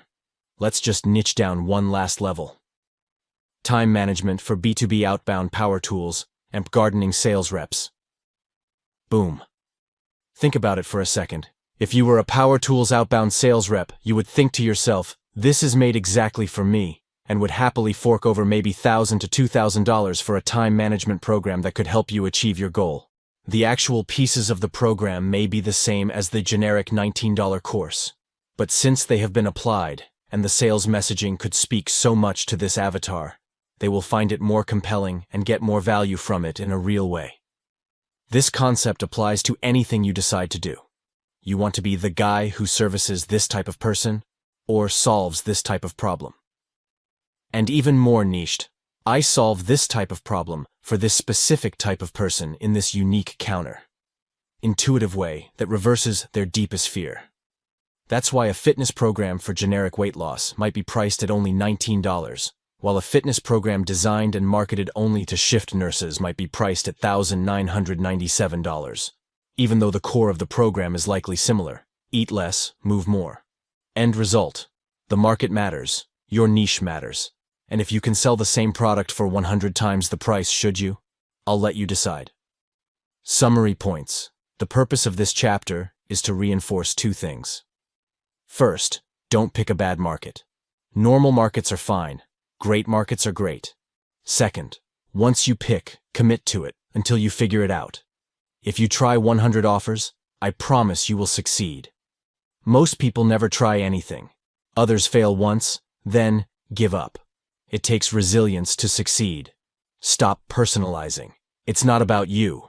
If your offer doesn't work, it doesn't mean you suck. It means your offer sucks. Big difference. You only suck if you stop trying. So, try again. You'll never become world-class if you stop after a failed attempt. If you find a crazy good market, ride it, and ride it hard. And if you pair a grand slam offer with a crazy market, you'll likely never need to work again. Seriously. So have this skill set: the ability to accurately assess markets by taking into account pain, money, targeting, and growth in your back pocket, so that when lightning strikes, you can make sure it strikes twice. Having established how to nail a market, let's get back to pricing. The first step to making crazy money is charging premium prices. Pricing. Charge what it's worth. Charge as high a price as you can say out loud without cracking a smile. Dan Kennedy. January 2019. All I could see was black. My eyes felt glued shut. I was awake, but the fatigue in my temples felt like a 5-pound weight was duct taped to my skull, dragging my eyelids back down. I had to concentrate forcibly to open them. The details of the dimly lit room beamed in. I rolled over to the edge of the hotel room bed, feeling each and every muscle in my body as my weight shifted. Hunched on my side, I could see my clothes scattered on the floor. I was so beat the night before that I didn't even remember taking them off. I had just finished a 5-day gauntlet of keynote after keynote presentation. 2 days of presentations for our highest level clients, immediately followed by spending 2 days planning with our entire company, 135 employees. I had missed a FaceTime call from my father the day before. I didn't have anything on my agenda for the morning, so I creakily got up, slid into a hoodie and some sweats, and walked into the hotel hallway to call him back. After the initial pleasantries, he immediately dove into why he was calling: parental concern. "I saw the picture you posted of all your clients," he said, but in an unusually concerned tone. "I thought the event was for all your highest-paying clients. I didn't know it was a big event. It looked like you had 1,000 people there." Alone in the hallway and struggling to shake the heavy weight of exhaustion, still, I tried to gauge where his concern was coming from and what he was getting at. I had explained this all to him already. It was only for our highest-level clients. That wasn't all our clients, I said. Just the ones who pay $42,000 a year. Our gym lords, like I told you. Every single person in that picture paid you $42,000? He sounded almost frightened at the idea. Yeah. Wild, right? My voice was hoarse from days of speaking and thousands of 20-second conversations. "Is it legal what you're doing?" he asked. Wow. That escalated quickly, I thought to myself. Do they know they're paying you that much? Yes, it's legal. And of course, they know. It's not like magically siphoning money. That's a lot of money. I hope what you're giving them is worth it. I contemplated whether it was worth the effort to dive into this or just ignore it. But knowing this was going to be a thing, I took a deep breath and began to explain. If I made you $239,000 extra this year, would you pay me $42,000? I asked, using $239,000 because it was the average increase in top-line revenue of a gym using our systems for 11 months. For sure, he said. I mean, if I knew I was going to make that back. But what would I have to do? About 15 hours a week of work. And how long would it take me to make the $239,000? 11 months? And how much of the $42,000 would I have to pay you up front? Nothing. Just pay me as you start making the money using the system. I watched it click. My dad got it. Oh, he said. Well then, yeah, I would do it. And that's why they do it too. Making shitloads of money breaks people's minds. It literally stretches their minds so far past what they believe is possible, they assume you are doing something wrong or illegal. They literally can't even. Why? Because they think to themselves, they can't be that much smarter than me, or work that much harder than me. So how is it possible for them to make 1,000 times more than me? Enough money that it would take me literally 10 lifetimes to make what they make in a year. In the 3 years leading up to me writing this book, I took home over $1.2 million per month in profit. Every single month. That's more than the compensation for the CEOs of Ford, McDonald's, Motorola, and Yahoo, combined, every year, as a kid in his 20s. It angers those who believe life isn't fair. It confuses others who cannot comprehend and believe there must have been a mistake. And it inspires a select few, who are bound for greatness. I hope that you are in the last category, because that is who I am writing this for. You can do this. You just need to learn how. And I'm going to show you. Price to value discrepancy. I hope what you're giving them is worth it. Those words would probably sting for most, but when my dad said them to me, I just knew he didn't understand the value we were providing. What I want to show you is how to create and communicate value, aka the worth itness of an offer. In order to understand how to make a compelling offer, you must understand value. The reason people buy anything is to get a deal. They believe what they are getting, value, is worth more than what they are giving in exchange for it, price. The moment the value they receive dips below what they are paying, they stop buying from you. This price-to-value discrepancy is what you need to avoid at all costs. After all, as Warren Buffett said, price is what you pay. Value is what you get. The simplest way to increase the gap between price to value is by lowering the price. It's also, most of the time, the wrong decision for the business. Getting people to buy is not the objective of a business. Making money is. And lowering price is a one-way road to destruction for most. You can only go down to zero, but you can go infinitely high in the other direction. So, unless you have a revolutionary way of decreasing your costs to 1/10 compared to your competition, don't compete on price. As Dan Kennedy said, there is no strategic benefit to being the second cheapest in the marketplace, but there is for being the most expensive. So the goal of our Grand Slam offer will be to get more people to say yes at a higher price by increasing our value to price discrepancy. In other words, we will raise our price only after we have sufficiently increased our value. This way, they still get a great deal. Think buying $100,000 of value for $10,000. It's money at a discount. Why you should charge so much it hurts. Most business owners are not competing on price or value. In fact, they're not actually competing on anything at all. Their pricing process typically goes something like this. 1. Look at marketplace. 2. See what everyone else offers. 3. Take the average. 4. Go slightly below to remain competitive. 5. Provide what their competitors offers with a little more. 6. End up at a value proposition of more for less. And the big secret, those competitors they are copying are dead broke. So why on earth copy them? Pricing. Where the market is means you're pricing for market efficiency. Over time, in an efficient marketplace, more competitors enter offering a little more for a little less, until eventually no one can provide any more for any less. At this point, a market reaches perfect efficiency, and the business owners participating make just enough at the end of the month to keep going. The bottom 10 to 20% of operators get washed out or lose the will to fight. Then fresh business owners enter with no idea and repeat the process of their forefathers. And around they go. In plain words, pricing this way means you are providing a service at just above what it costs for you to stay above water. We are not trying to stay barely above water. We are trying to make egregious amounts of money that will have your relatives asking if what you are doing is legal. Again, we are not trying to get the most customers. We are trying to make the most money. That being said, since there is no strategic benefit to being the second lowest priced player in your marketplace, allow me to give you a brief overview of why I see premium pricing as not only a very smart business decision, but a moral one. Furthermore, it's the only choice that will allow you to truly provide the most value, a unique and strong position in the marketplace. Let me introduce you to the virtuous cycle of price. Virtuous cycle of price. I have used this framework in most of the materials I release because it needs to be consistently reinforced. The forces of the marketplace will grate on your belief system. You must stay strong and ignore them. Here's the basic premise of why you need to charge a premium if you want to best serve your customers. When you decrease your price, you decrease your client's emotional investment, since it didn't cost them much. Decrease your client's perceived value of your service, since it can't be that good if it's so cheap, or priced the same as everyone else.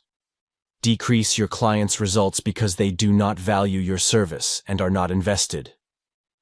Attract the worst clients who are never satisfied until your service is free. Destroy any margin you have left to be able to actually provide an exceptional experience. Hire the best people, invest in your people, pamper your clients, invest in growth, invest in more locations or more scale, and everything else that you had hoped in the goal of helping more people solve whatever problem it is that you solve.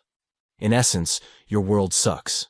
And to make matters worse, your service probably sucks because you are squeezing blood from the proverbial stone. There's just not enough money left over to make something exceptional. As a result, you fall in line with the armies of average businesses that race to the bottom. I've lived that life. It's terrible. If you love your customers and your employees, please stop shortchanging them when there is a better way. Here's the reverse. This is what happens when you raise your prices. When you raise your prices, you increase your client's emotional investment, increase your client's perceived value of your service, increase your client's results because they value your service and are invested. Attract the best clients who are the easiest to satisfy and actually cost less to fulfill, and who are the most likely to actually receive and perceive the most relative value. Multiply your margin because you have money to invest in systems to create efficiency, smart people, improved customer experience, scale your business, and, most importantly of all, to keep watching the number in your personal bank account go up month after month, even with reinvesting in your business. This allows you to ultimately enjoy the process for the long haul and help more people as you grow, rather than burning out and shriveling into obscurity. To swing the argument even further in favor of higher prices, here are a few interesting concepts. When you raise your price, you increase the value the consumer receives without changing anything else about your product. Wait, what?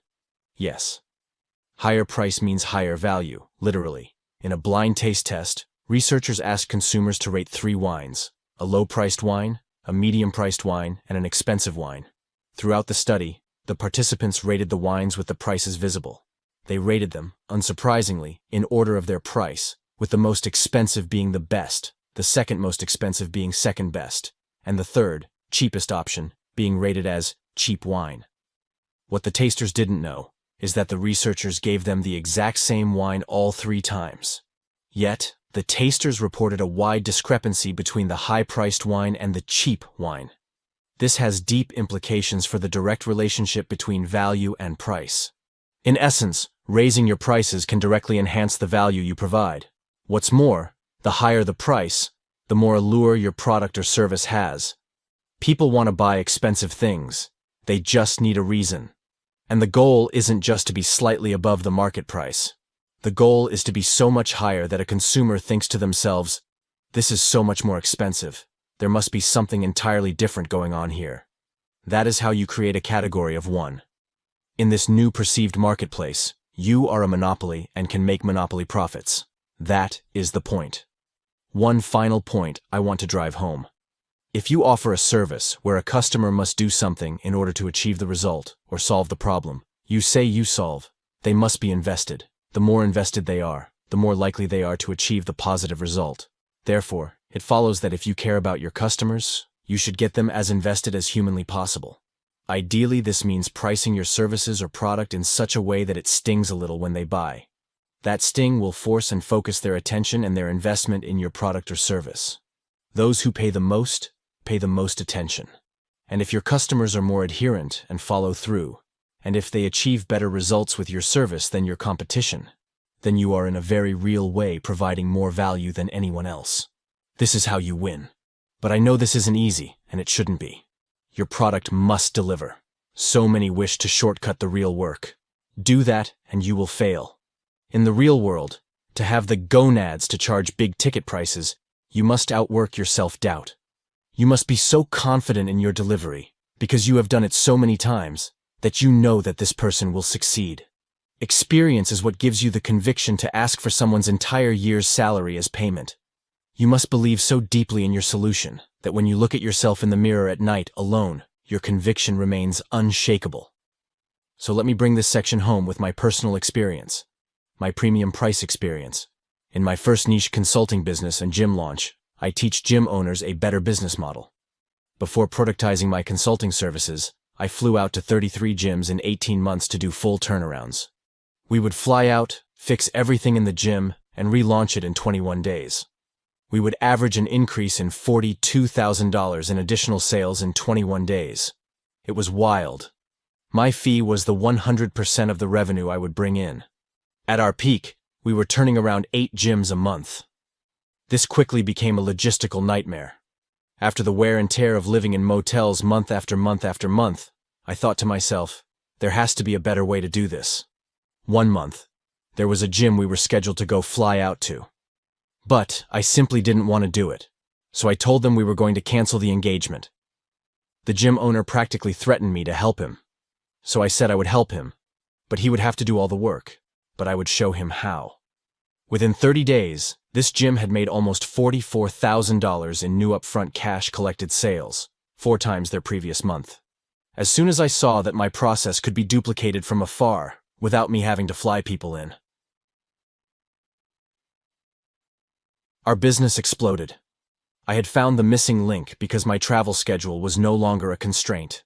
We went on to sell 4,000 plus more gyms over the next few years, and counting, using a done-with-you rather than a done-for-you model. But, back to premium pricing. When I entered the space, low-price competitors offered full-service marketing for $500 per month, with a single high-price competitor charging $5,000 for his product. I wanted to be the premium price leader. I wanted to be so expensive that it created a lure around what we were doing. So, we came in at 3 times the highest-priced player and 32 times more than the lower-priced players. A price of $16,000 for a 16-week done-with-you intensive. Then we upsold 35% of those people into a 3-year $42,000 year agreement for us to help them grow their gyms. For context, the average gym owner makes $35,280 per year in take-home profits. If that's the average, it means half make even less than that. So for many of them, they were committing to half of their yearly pay or more to buy our program. And I was selling this to grown men as a kid in his 20s, telling them I was going to help them make more money. This was possible because my conviction was stronger than their skepticism. How? Based a voluntary survey taken at our last full company event, with 158 gyms responding, we found that a gym launch gym who has been in our program for 11 months will experience the following average improvements. Top-line revenue growth. Added $19,932 per month or $239,000 per year. Recurring revenue growth. Added $13,339 per month or $160,068 per year. Bottom line growth. Profit. From $2,943 per month to $8,940 per month. 3.1x. Client growth. Plus 67. Churn. Percentage of clients who leave each month. From 10.7% to 6.8%. Retail sales. Added $4,400 per month in retail product sales revenue. Prices. from $129 per month to $167 per month. The survey just proved what I already knew. I had complete conviction in our product. I knew it worked. I had outworked my self-doubt. Summary points. What should you take from this? First and foremost, charge a premium. It will allow you to do things no one else can to make your clients successful. We were able to charge a premium because we provided more value than anyone else in the industry. In a real way, we were charging on a fraction of what our clients made using our system. This is important. Our clients still got a deal. The gap between what they paid, price, and what they got, value, was massive. As a result, the virtuous cycle continued to spin. We charged the most money, we provided the most value. Our gyms remained the most competitive, made the most money, always had the latest and best acquisition systems, and had the support to implement them at lightning speed. We made many mistakes along the way, but our pricing model was not one of them. It allowed me the room to make big bets without losing the farm. The truth is that 99% of businesses need to raise their prices to grow, not lower them. Profit is oxygen. It fuels the fire of growth. You need it if you want to reach more people and make a bigger impact. In order to charge so much, though, you must learn to create tremendous value. Let's head there next. Section 3. Value. Create your offer. How to make offers. So good people feel stupid saying no value offer, the value equation. We question all of our beliefs, except for the ones we really believe in, and those we never think to question. Orson Scott Card. You want to be abundantly clear. The goal should be to charge as much money for your products or services as humanly possible. I'm talking heinous amounts of money. That being said, anyone can raise their prices, but only a select few can charge these rates and get people to say yes. From this point forward, you must abandon any notion you have about what's fair. Every enormous company in the world charges you money for things that cost them nothing. It costs pennies for the phone company to add an additional user, except they don't mind charging you hundreds per month for access. It costs pennies to manufacture pharmaceutical drugs, but they don't mind charging hundreds of dollars a month for it. Media companies charge advertisers a king's ransom for your eyeballs, and it costs them next to nothing to get you to like kitten photos on social media. You need to have a big discrepancy between what something costs you and what you charge for it. It is the only way to be unreasonably successful. Many entrepreneurs believe that charging too much is bad. The reality is that, yes, you should never charge more than your product is worth. But you should charge far more for your product and services than it costs to fulfill it. Think up to 100 times more, not just 2 or 3 times more. And if you provide enough value, it should still always be a steal for the prospect. That is the power of value. It unleashes unlimited pricing and profit power to scale your company. For example, one of my private clients, whose company I have equity in, is in the photography space. Over 2 years, implementing the tactics outlined in this book, the owner was able to increase the average ticket from $300 to $1,500. That's a 5x increase. Gasp. Even cooler, they now spend less time per customer and have higher customer satisfaction. The 5 times increase in average ticket, 38x the profit of the business. It went from making $1,000 per week in profit to $38,000 per week in profit, and continues to grow. As a result, the company was finally able to continue to scale to multiple locations and provide meaningful work to great employees. And a fun benefit, we were able to donate even more money to children's charities, which is something the owner and I have in common, almost $500,000 at the time of this writing. But none of that would have been possible without figuring out what people valued most, tripling down on it, and ruthlessly eliminating everything else. A 5x price increase may seem crazy to you, but clients voted with their dollars that what the company provides now is far better than what it did before. Cracking value opens up the world of unlimited profit, impact, and possibilities. Those who understand value are the ones who will be able to charge the most money for their services. The good news is that there is a repeatable formula that I have created, I've never seen it displayed elsewhere, to help quantify the variables that create value for any offer. I call it the value equation. Once you see it, you can never unsee it. It will operate in your subconscious, running in the background, calling out to you. It's a new lens through which to see the world. The value equation. As you can see from the picture, there are 4 primary drivers of value. 2 of the drivers, on top, you will seek to increase. The other 2, on the bottom, you will seek to decrease. 1. Yay. The dream outcome, goal, increase. 2. Yay. Perceived likelihood of achievement, goal, increase. 3. Boo. Perceived time, delay between start and achievement, goal, decrease. 4. Boo. Perceived effort and sacrifice, goal, decrease. If you notice the questions in the last section that my father asked me, you'll see they corresponded with these pillars. What will I make? Dream outcome. How will I know it's going to happen? Perceived likelihood of achievement. How long will it take? Time. Delay. What is expected of me? Effort and sacrifice. Get the bottom to 0. In the beginning of my career, I focused all my attention on dream outcomes and the perception of achievement, social proof, third-party edification, etc. In other words, the top side of the equation. That's where beginner marketers make bigger and bigger claims. It's easy and it's lazy. But as time has gone on, I have realized that these larger-than-life claims are the easiest to establish and therefore less unique. After all, anyone can make a promise. The harder and more competitive are the time delay and effort and sacrifice. The best companies in the world focus all their attention on the bottom side of the equation, making things immediate, seamless, and effortless. Apple made the iPhone effortless compared to other phones at the time. Amazon made purchasing a single click of a button and made purchases arrive almost immediately. Maybe by the time you read this, they'll be sending drones to our doors within 60 minutes. Netflix made consuming television immediate and effortless. So, the older I get, the more I have shifted my focus to the hard stuff, decreasing the bottom side of the equation. And I believe the better you do this, the more you will be rewarded by the marketplace. Final note, the reason this is a division equation and not an addition is that I wanted to convey one key point. If you can make the bottom part of the equation equal to 0, you're golden. No matter how small the top side is, anything divided by 0 equals infinity, which is technically undefined for the math nerds.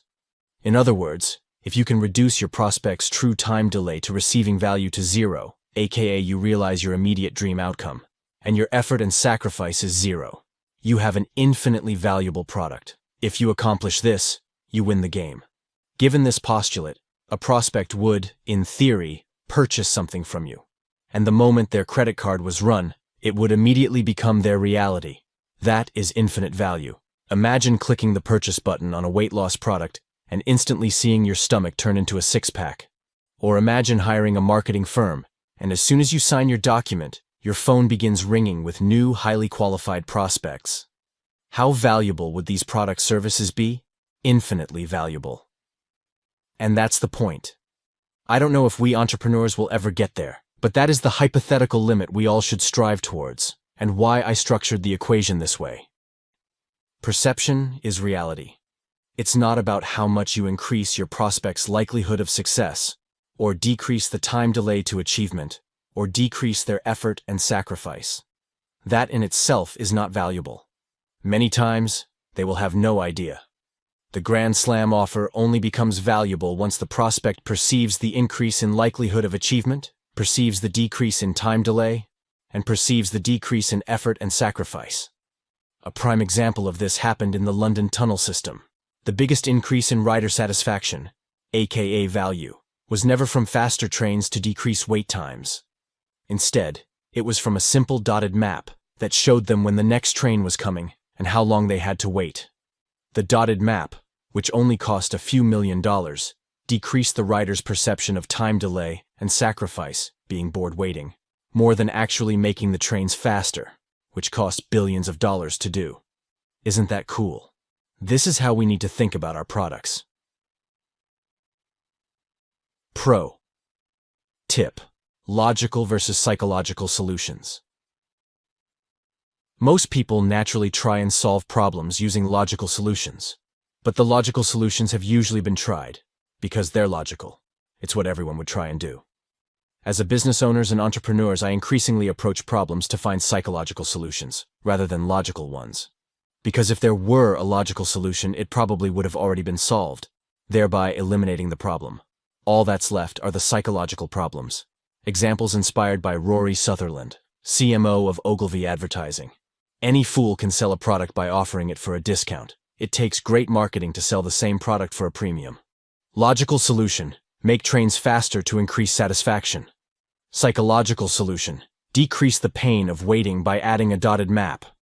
Psychological solution: pay models to be the hostesses on the trip. People would wish it took longer to get to their destination. Logical solution: make elevator faster. Psychological solution: add floor-to-ceiling mirrors so people are distracted staring at themselves and forget how long they were on the elevator. Logical solution: make it cheaper.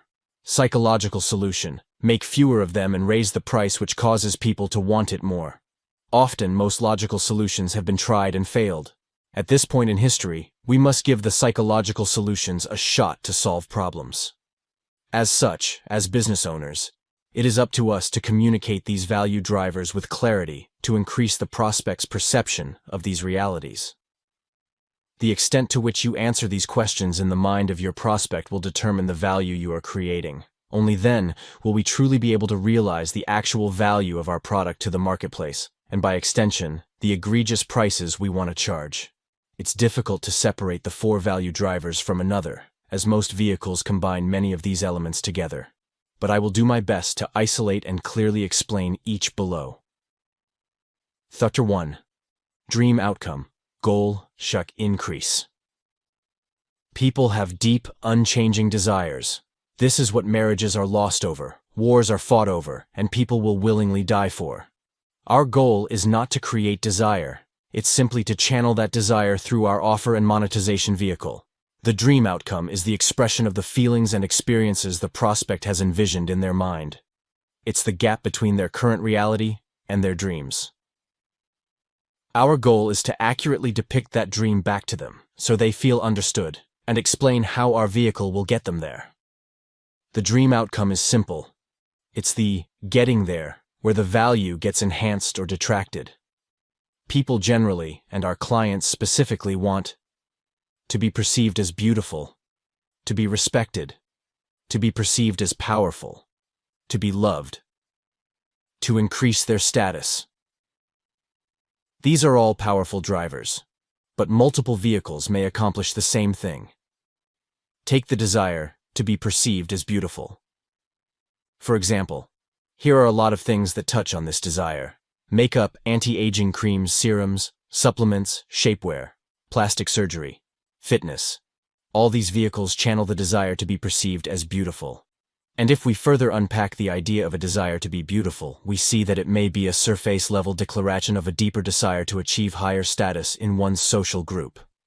The dream outcome value driver is most prominently used when comparing the relative value between two different desires being satisfied. In general, the dream outcome that most directly increases a prospect's status will be the one they value most. As such, a prospect may value that entire category of vehicles that satisfy one desire more than another category that satisfies a different desire. For many men, making money is more important than being handsome. Why? Because money drives status for men more than being handsome does. So, in general, they will value all offers that make them money more than offers that help them look good.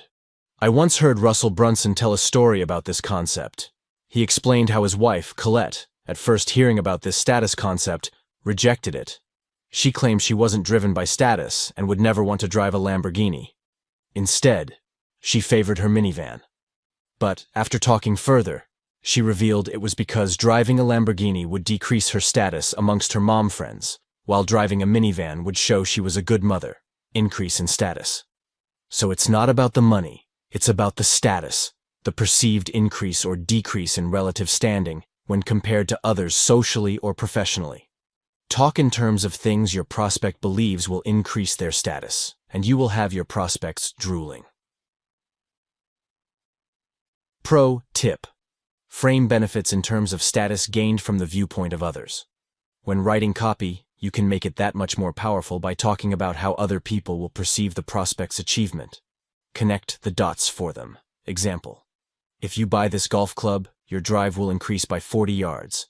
Your golf buddy's jaws will drop when they see your ball soar 40 yards past theirs. They'll ask you what's changed. Only you will know. That being said, when comparing two products or services that satisfy the same desire, the value from the dream outcomes will cancel out, since they are the same. It will be the other three variables that drive the difference in perceived value and ultimately price. For example, if we have two products or services that both help make someone beautiful, it will be the likelihood of achievement, time delay, and effort required that will differentiate the perceived value of each offer. If two things make someone beautiful, what makes one worth $50,000 and another $5? Answer: the extent of the other three value variables. Number 2. Perceived likelihood of achievement. Goal equal increase. This was the last of the variables I added when trying to think through this framework a few years ago. I just felt like something was missing, with only the other three. Then I realized, people pay for certainty. They value certainty. I call this the perceived likelihood of achievement. In other words, how likely do I believe it is that I will achieve the result I am looking for if I make this purchase? For example, how much would you pay to be a plastic surgeon's 10,000th patient versus their first? If you're a normal, sane person, a lot more. I mean, heck, you might even ask them to pay you if you are their first patient ever.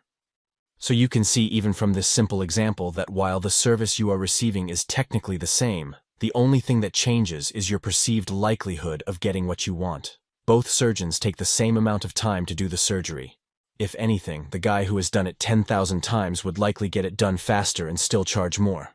The more experienced surgeon has a track record of achieving a result, which incentivizes their desirability.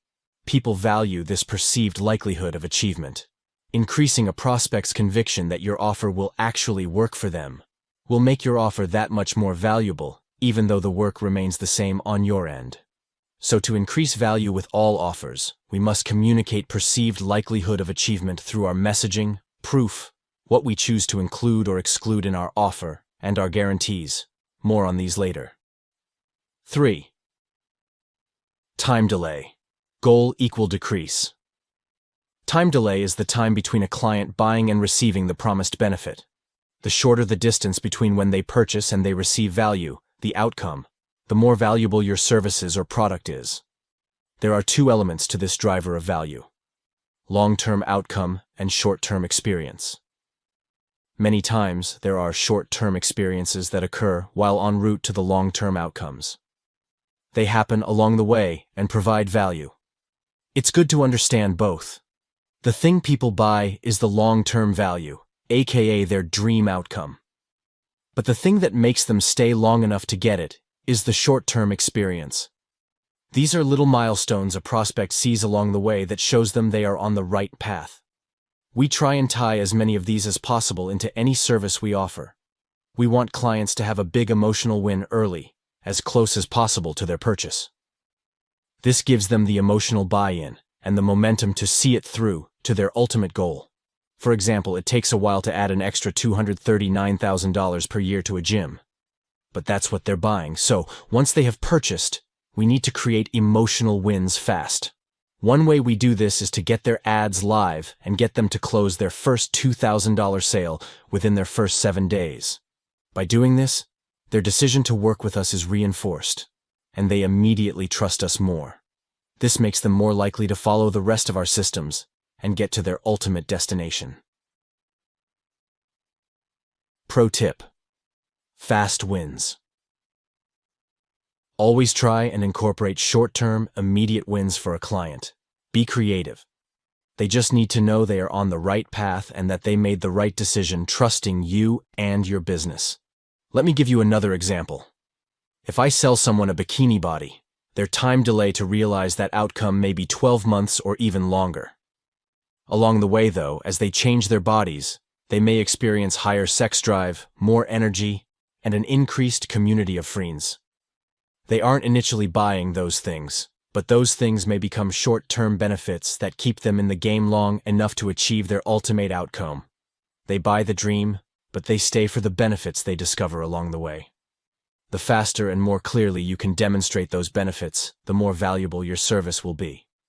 For a weight loss customer, we would get them to meet someone else, so they immediately had some social benefits from the program, and we usually gave them a more aggressive diet in the beginning. Why? Because we wanted them to have a big, fast emotional win, so we could get them to commit to the long term. This is also backed by science. People who experience a victory early on are more likely to continue with something than those who do not. That being said, having to wait 12 to 24 months to get what you want is a long time when you can do liposuction and be done in an afternoon. This shows just one of the reasons people pay $25,000 for liposuction with a tummy tuck, while people will barely pay $100 more to join a boot camp. But that's not the only reason, is it? That leads me to the last driver of value: effort and sacrifice. Pro tip: fast beats free. The only thing that beats free is fast. People will pay for speed. Many companies have entered free spaces and done exceedingly well with a speed-first strategy. A few notable examples: the MVD versus DMV wait in line forever or pay $50, you can skip the line and get your license renewed privately. FedEx versus USPS, when it absolutely positively has to be there overnight. Spotify versus slow free music. Uber versus walking. Fast beats free. Many will always be willing to pay price for the value of speed. So if you find yourself in a market competing against free, double down on speed. Number 4, effort and sacrifice. Goal: decrease. This is what it costs people in ancillary costs, aka other costs accrued along the way. These can be both tangible and intangible. Using the fitness versus liposuction example, let's look at the difference in effort and sacrifice. Fitness effort and sacrifice.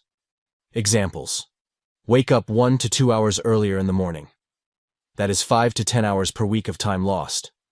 It also means stop eating the food you love while you're in a constant hunger. It includes physical soreness, feelings of embarrassment at now knowing how to exercise. There is risk of injury, actual nausea working out, meal prepping, new groceries that is more expensive, new clothing, fear of gaining it all back after all this effort, impermanence. Meanwhile, liposuction effort and sacrifice: fall asleep, wake up thin, guaranteed. Be sore for 4 hours. That's it. Massive difference, right? In fact, in looking at the marketing of plastic surgeons, these are the exact pain points they hit on when they say things like, tired of wasting countless hours in the gym? Tired of trying diets that just don't work? This is why when you sell fitness, you have to spend an hour arm wrestling a client to give over 1/10 to 1/100th of the amount of money they pay for surgery. There's just not a lot of perceived value, because the perceived likelihood of achievement, the time delay to achievement, and the effort and sacrifice are so high. So even though the outcome is the same, the value of the vehicles are dramatically different, hence the difference in price. Decreasing the effort and sacrifice, or at least the perceived effort and sacrifice, can massively boost the appeal of your offer. In an ideal world, a prospect would want to simply say yes and have their dream outcome happen, with no more effort on their behalf. This is why done-for-you services are almost always more expensive than do-it-yourself, because the person doesn't have all the effort and sacrifice. There is also a component of perceived likelihood of achievement difference as well. People believe that if an expert does it, then they will be more likely to achieve the outcome than if they try on their own. My hope is that you now have a foundational understanding of the components of value, and how the interplay between each of the components creates or detracts from the value someone might be willing to pay. Putting it all together. As I said earlier, these elements of value don't happen in a vacuum. They happen together, in combination.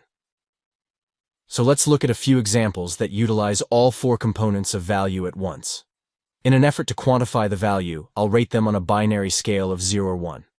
1 being value achieved, 0 being missing. Then I will add all 4 together to give you a relative value rating of a type of service. Our goal as marketers and business owners is to increase the value of the dream outcome and its perceived likelihood of achievement, while decreasing the time delay of achievement and the effort and sacrifice one has to put in to get there.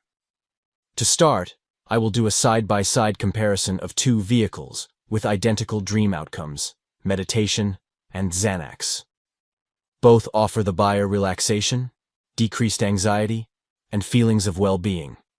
I will demonstrate how the other three variables dramatically shift the value of delivering that dream outcome, and ultimately, the price. Example: dream outcome. Relaxation. Decreased anxiety. Feelings of well-being. Meditation versus Xanax. And that is why Xanax is a multi-billion-dollar product, while I know of almost no multi-billion-dollar meditation businesses. Value. I'm not here to argue about whether meditation is better than Xanax, obviously it is, but that doesn't mean it's perceived as more valuable.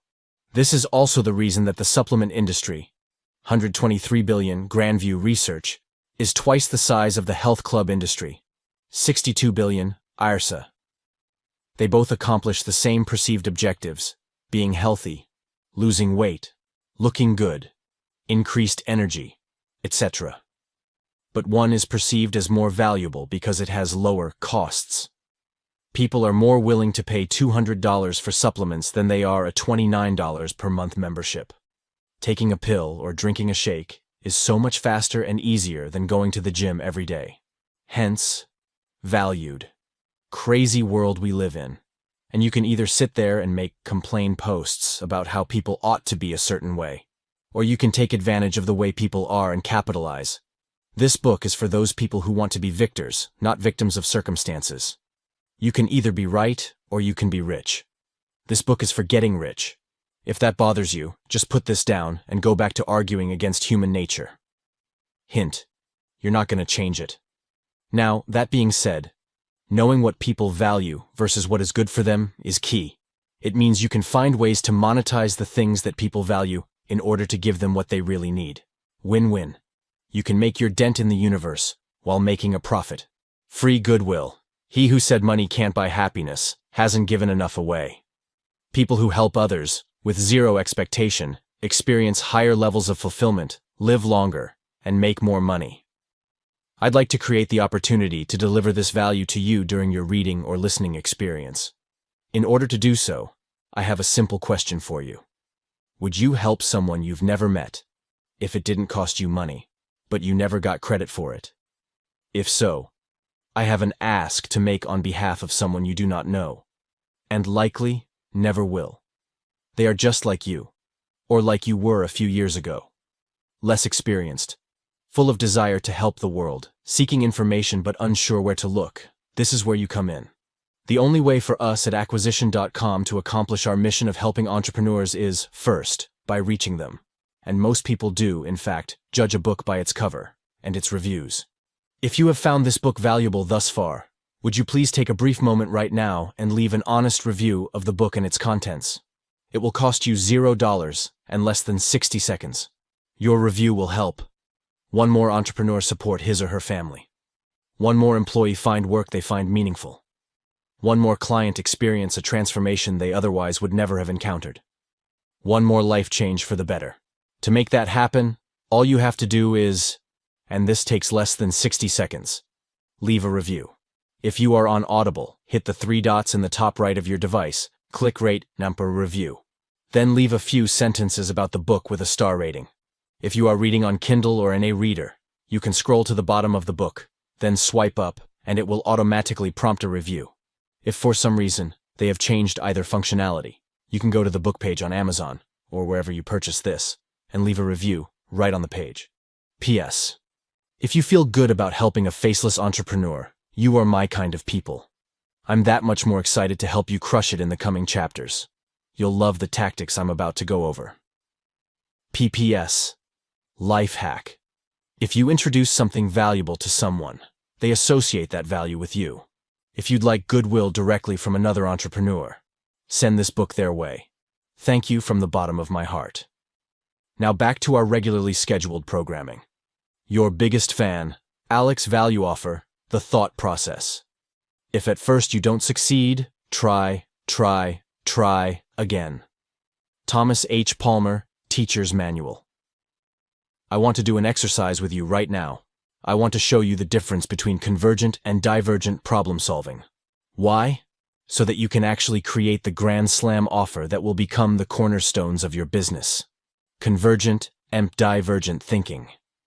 In simple terms, convergent problem solving is where you take lots of variables, all known, with unchanging conditions, and converge on a singular answer. Think math. Example. You have 3 salespeople who can each take 100 calls per month each. It takes 4 calls to create 1 sale, including no-shows. You need to get to 110 sales. How many salespeople must you hire? Deduced information. 1 salesperson equals 100 calls. 4 calls equals 1 close. 100 calls divided by 4 calls per close equals 25. Closes per 100. Calls 25. Closes per sales rep. Goal: 110 sales total divided by 25 sales per rep equals 4.4. Since you can't hire 4.4 reps, you decide you must have 5. Answer: and since you have 3, you hire 2 more. Math problems are convergent. There are lots of variables and a single answer. We are taught all our lives in school to think this way. That is because it's easy to grade. But life will pay you for your ability to solve using a divergent thought process. In other words, think of many solutions to a single problem. Not only that, convergent answers are binary. They are either right or they are wrong. With divergent thinking, you can have multiple right answers, and one answer that is way more right than the others. Cool, right? Here's what life presents us for divergent thinking. Multiple variables, known and unknown, dynamic conditions, multiple answers. As such, I want to do an exercise with you that will engage the part of your brain that you will need to use in order to make something magical. I call it the brick exercise. Don't worry, it'll only take 120 seconds. The brick exercise. Right now, I want you to set a timer on your phone for 120 seconds. What you need to do: think of a brick. Write down as many different uses of a brick as you can possibly think of. How many different ways could a brick be used in life to provide value? Ready? Go. It's okay to write in the book. All right, stop. Now, before I show you my list, did you consider the following? How big is the brick? What is the brick made of?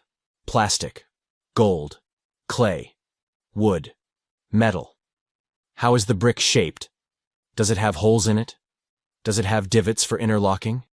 Now, as you think about that, can you think of even more uses for the brick than you probably wrote down? Here's my list. Paperweight. Doorstop building things home for a fish in a fishbowl. Plant holder with dirt in the holes, hold brick. As a trophy, painted brick. Rustic decoration, to break window, make a mural, tiny bricks painted. A weight for resistance training, a wedge under uneven platform. Pen holder, hold brick. Children's toy, Lego bricks. Flotation device, plastic brick. Payment for goods, gold brick. Stabilizer for leaning something against retainer of value, gold brick. Holder for flagpole, hold brick. A seat, jumbo brick. Every offer has building blocks, the pieces that, when combined, make an offer irresistible. Our goal is to use a divergent thought process to think of as many easy ways to combine these elements to provide value. So if I were selling a brick, I would find out what my customer's desire was, and then devise how many ways I could create value with my brick. Now let's do it for real. Value offer. Creating your grand slam offer. Part 1. Problems and solutions. ABC. Easy as 123.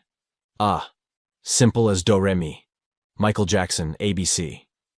When I started my gym, I struggled.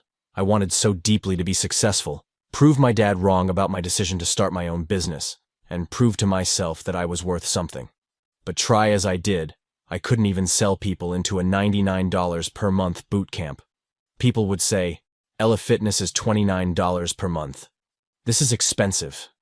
I even tried getting people to start for free. They said they wouldn't bother because $99 per month afterwards was still too much, and they didn't want to start something they wouldn't continue with. It's a new level of frustration when you can't even give your services away for free to people. I felt worthless, and I didn't know what to do. Thankfully, during this time I was in groups with other gym owners, and I started hearing about marketers and books. I devoured everything I could. And as soon as I stumbled on Dan Kennedy's books, I was hooked. In his books, he talked about making irresistible offers. Again, this theme of making an offer so good people would feel stupid to say no kept reappearing. But this time, remembering what TJ had told me, I decided to go all in on this concept, rather than just do what everyone else was doing. But how? Everyone else was selling $99 per month boot camps. How was I going to compete? So I decided to look at what we did differently. I thought, what do they really want? No one wants a membership. They want to lose weight. Step number 1, identify dream outcome. I had heard of weight loss challenges, so I started there.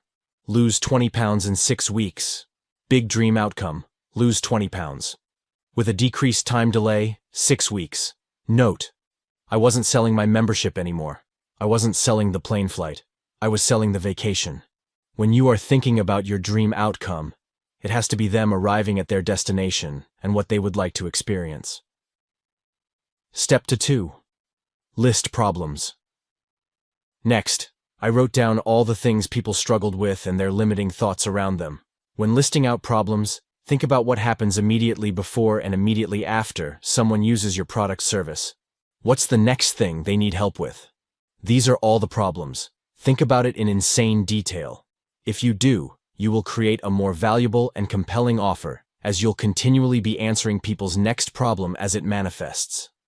So, let's go ahead and list out the problems from a prospect's perspective as you think about them. What points of friction exist for them? I like to think in the sequence that the customer will experience each of these obstacles. Again, channel insane detail. The more problems, the better. Example problem list, weight loss. First thing they must do, buying healthy food, grocery shopping. 1. Buying healthy food is hard, confusing, and I won't like it. 2. Buying healthy food will take too much time. 3. Buying healthy food is expensive. 4. I will not be able to cook healthy food forever. My family's needs will get in my way. If I travel, I won't know what to get. Next thing they must do, cooking healthy food. 1. Cooking healthy food is hard and confusing. I won't like it, and I will suck at it. 2. Cooking healthy food will take too much time. 3. Cooking healthy food is expensive. It's not worth it. 4. I will not be able to buy healthy food forever. My family's needs will get in my way. If I travel, I won't know how to cook healthy. Next thing they must do, eating healthy food, 1, etc. Next thing they must do, exercise regularly, 1, etc. Now we're going to go full circle here. Each of the above problems has 4 negative elements, and you guessed it, each aligns with the 4 value drivers as well. 1. Dream outcome. This will not be financially worth it. 2. Likelihood of achievement. It won't work for me specifically. I won't be able to stick with it. External factors will get in my way. This is the most unique and service-specific of the problem buckets. 3. Effort and sacrifice. This will be too hard, confusing. I won't like it. I will suck at it. 4. Time. This will take too much time to do. I am too busy to do this. It will take too long to work. It won't be convenient for me. Now, go ahead and list out all the problems your prospect has. Don't let these buckets, which are just meant to get your brain going, constrain you. If it's easier for you, just list out everything you can possibly think of. What I showed here isn't just 4 problems, though. We have 16 core problems with 2 to 4 sub-problems underneath, so 32 to 64 problems total. Yowza. No wonder most people don't achieve their goals. Do not get overwhelmed. This is the best news ever. The more problems you think of, the more problems you get to solve. So, to recap, just list out each core thing that someone has to do. Then think of all the reasons they wouldn't be able to do it, or keep doing it, using the 4 value drivers as a guide. Now we get to the fun part, turning problems into solutions. Step number 3, solutions list. Now that we have our dream outcome and all the obstacles that will get in someone's way, it's time to define our solutions and list them out. Creating the solutions list has 2 steps. First, we are going to first transform our problems into solutions. Second, we are going to name these solutions. That's it. So let's take a look at our list of problems from earlier. What we're going to do is simply turn them into solutions by thinking, what would I need to show someone to solve this problem? Then we are going to reverse each element of the obstacle into solution-oriented language. This is Copywriting 101. It's beyond the scope of this book to get into, but simply adding how to, then reversing the problem, will give most people new to this process a great place to start. For our purposes, we are giving ourselves a checklist of exactly what we're going to have to do for our prospects and what we are going to solve for them. Once we have our list of solutions, we will operationalize how we are actually going to solve these problems, create value, in the next step. And I want to be 100% clear. You will solve every problem. We'll explore how together in the next step. Problem, solution, problem. Buying healthy food, grocery shopping. Is hard, confusing, I won't like it, I will suck at it. How to make buying healthy food easy and enjoyable so that anyone can do it, especially busy moms. Takes too much time. How to buy healthy food quickly. Is expensive. How to buy healthy food for less than your current grocery bill. Is unsustainable. How to make buying healthy food take less effort than buying unhealthy food. Is not my priority. My family's needs will get in my way. How to buy healthy food for you and your family at the same time. Is undoable if I travel. I won't know what to get. How to get healthy food when traveling. Problem. Cooking healthy food. Is hard, confusing. I won't like it, and I will suck at it. How anyone can enjoy cooking healthy meals easily. Will take too much time. How to cook meals in under 5 minutes. Is expensive. It's not worth it. How eating healthy is actually cheaper than unhealthy food. Is unsustainable. How to make eating healthy last forever. Is not my priority. My family's needs will get in my way. How to cook this. Despite your family's concerns. Is undoable if I travel. I won't know how to cook healthy. How to travel and still cook healthy. Problem. Eating healthy food. Is hard, confusing, and I won't like it. How to eat delicious healthy food without following complicated systems, etc. Problem. Exercise regularly. Is hard, confusing, and I won't like it, and I will suck at it. Easy to follow exercise system that everyone enjoys, etc. Okay, whew. That's a lot of problems, and a lot of intuited solutions courtesy of divergent thinking. You'll also notice that a lot of them are repetitive. That's totally normal. The value drivers are the 4 core reasons. Our problems always relate to those drivers, and our solutions provide the needed answer to give a prospect permission to purchase. What's even crazier is that if only one of these needs is missing in a solution, it can cause someone not to buy. You would be amazed at the reasons people do not buy. So, don't limit yourself here. Brooke Castillo is a friend who runs an enormous life coaching business. To give you a different take on the problem's solutions list, Brooke sent me her list as she was going through this book to make a grand slam offer for a 90-day relationship course. Take a look to see this process through a totally different lens. The main takeaway, though, don't be fancy.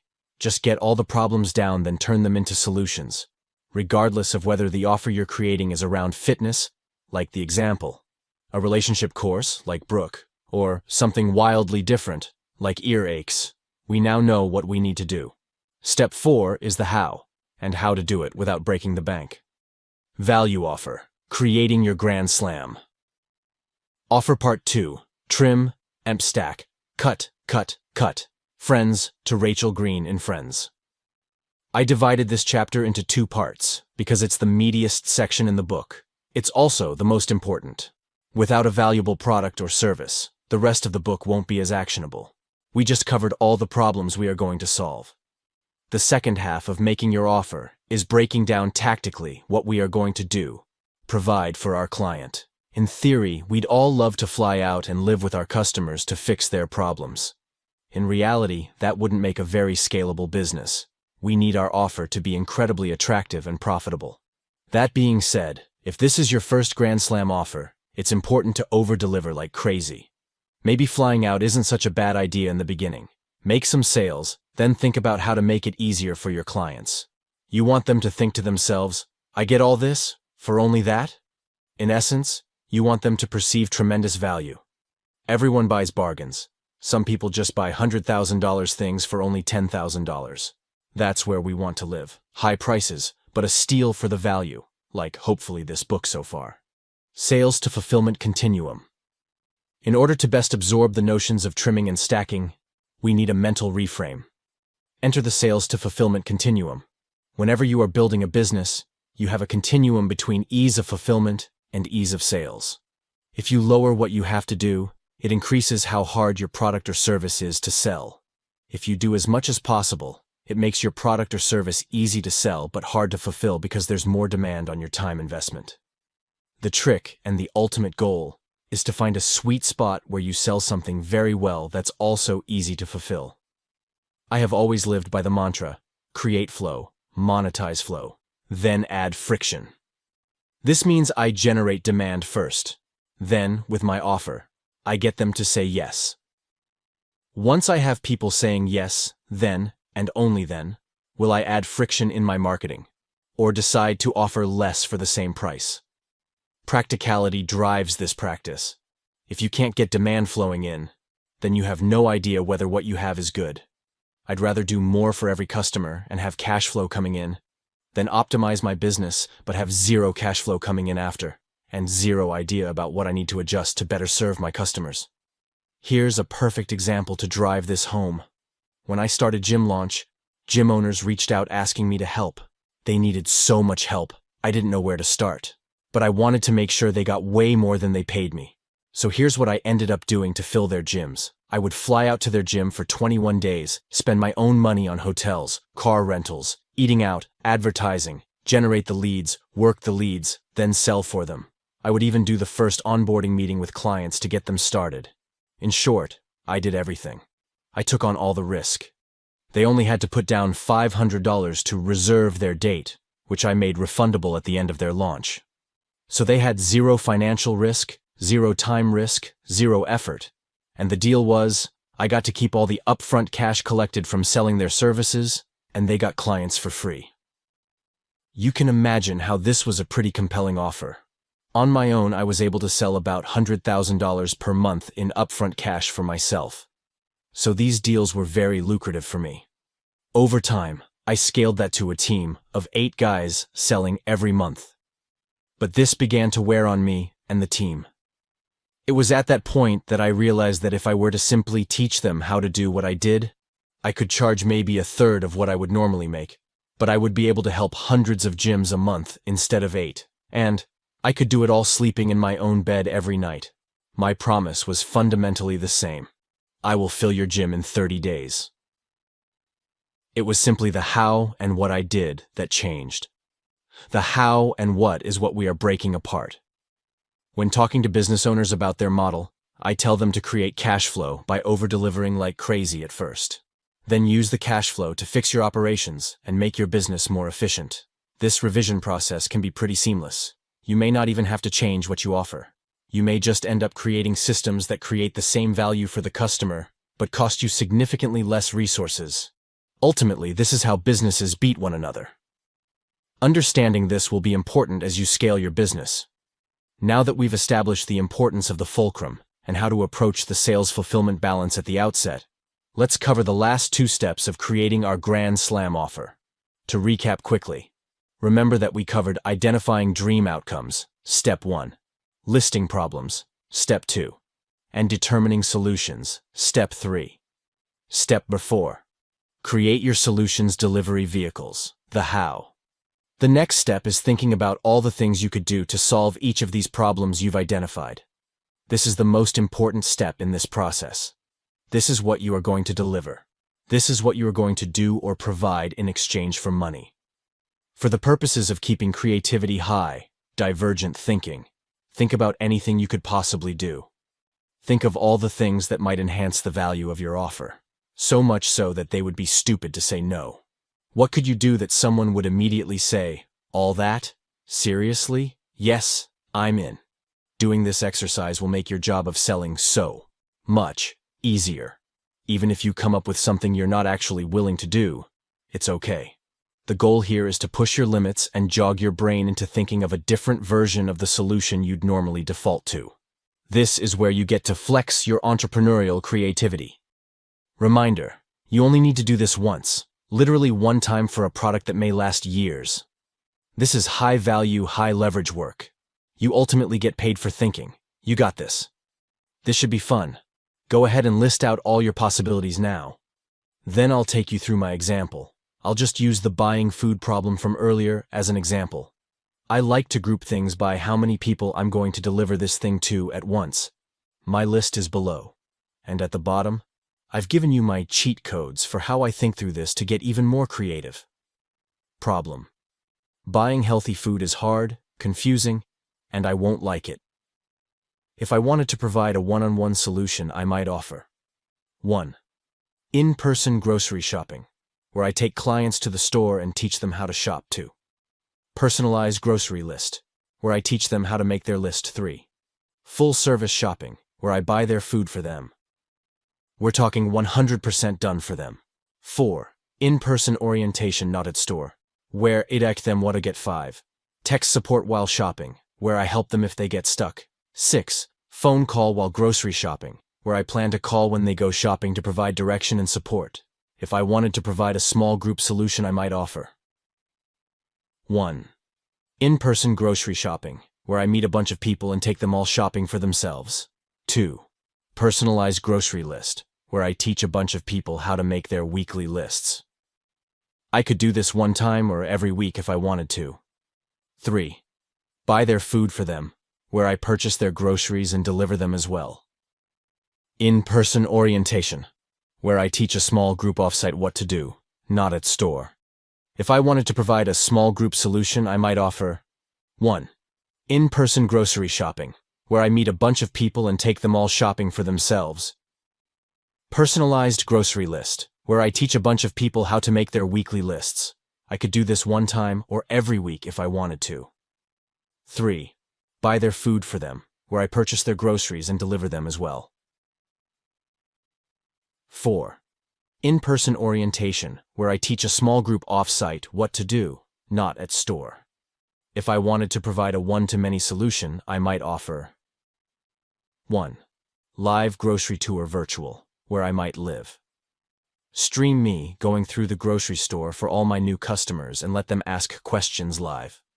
2. Recorded grocery tour, where I might shop once, record it, then give it as a reference point from that point onwards for my clients to watch on their own. 3.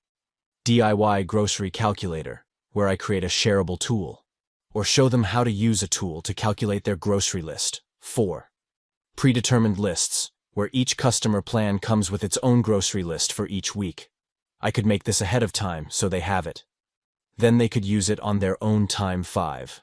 Grocery buddy system, where I could pair customers all up, which takes no time really, and let them go shopping together. 6. Pre-made Instacart grocery carts for delivery, where I could pre-make Instacart lists so clients could have their groceries delivered to their doorstep with one click. As you see, the list can really go on and on here. This is just to illustrate the many ways to solve a single problem. Now do this for all of the perceived problems that your clients encounter before, after, and during their experience with your service products. You should have a monster list by the end of this. Product delivery cheat codes. What's that? You're having trouble being creative? I'm going to give you the cheat codes right now, kind of like I did with the brick example. The brick could be gold, or plastic, or have holes in it, or be a Lego, etc. Here are my cheat codes for product variation enhancement and a visual to break down the process for you from my consulting deck. 1. What level of personal attention do I want to provide? One-on-one, small group, one-to-many. 2. What level of effort is expected from them? Do it themselves, DIY. Figure out how to do it on their own, do it with them, DWI. You teach them how to do it, done for them, DFY. You do it for them. 3. If doing something live, what environment or medium do I want to deliver it in?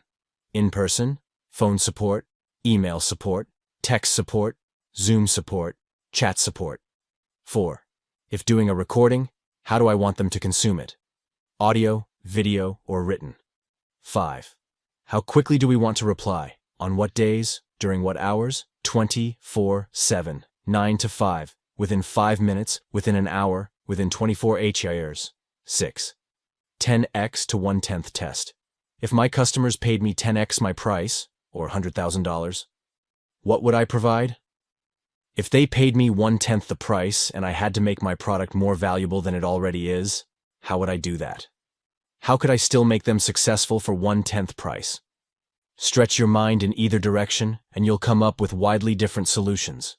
In other words, how could I actually deliver on these solutions I am claiming I will provide? Do this for each problem because solutions from one problem will give you ideas for others you wouldn't normally have considered. Remember, it's important that you solve every problem. I can't tell you the amount of times one single item becomes the reason someone doesn't buy. Anecdote. Why we must solve every perceived problem. When I was selling weight loss, I insisted that folks prepare all their food at home. I found it too difficult to help clients lose weight when they ate out because they always blew their diets. Rather than solve the problem, I insisted they do it my way, or not at all. As a result, I lost many sales. One month, I really needed to make some sales to pay rent. My next sale walked in the door. It was a business exec looking to lose weight. As we got into the sales presentation, she told me the program wouldn't work for her because she went out to eat for lunch every day. Normally, I would have lost this sale. I was a stickler for making people not eat out, but I really needed the money. Refusing to lose the sale because of this one thing, I conceded, I'll make you an eating out guide for when you go to restaurants so you can eat our 100% of the time and still hit your goal. How does that sound? She agreed, and I closed the sale. I took the time to make an eating out guide for her. But from that point going forward, whenever someone said, "But what about eating out?" I had the solution. Over time, I continued solving obstacles with templates and trainings until there were no more one things to prevent my sales. This lesson has stuck with me to this day. Don't get romantic about how you want to solve the problem. Find a way to solve every problem a prospect presents with. When you do that, you make an offer that's so good, people just can't say no. And that's what we're building here. Note, you must resolve every obstacle a buyer believes they will have to convert the highest amount of people. That's not to say that if you don't, you won't sell people. Not at all. But you won't sell as many people as you otherwise could have. And that's the goal, to sell the most people, for the highest possible price, with the highest possible margin. Step number 5, trim and stack.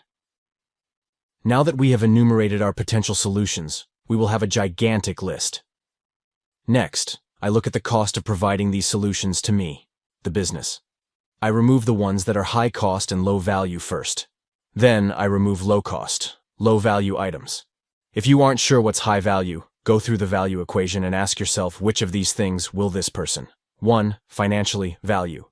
2. Cause them to believe they will be likely to succeed. 3. Make them feel like they can do it with much less effort and sacrifice. 4. Help them accomplish their goal and see the result they want with far less time investment. What should remain are offer items that are 1. Low cost, high value, and 2. High cost, high value. Example. Let's say I moved in with someone and did their shopping, exercising, and cooking for them. They would probably believe they would definitely lose weight.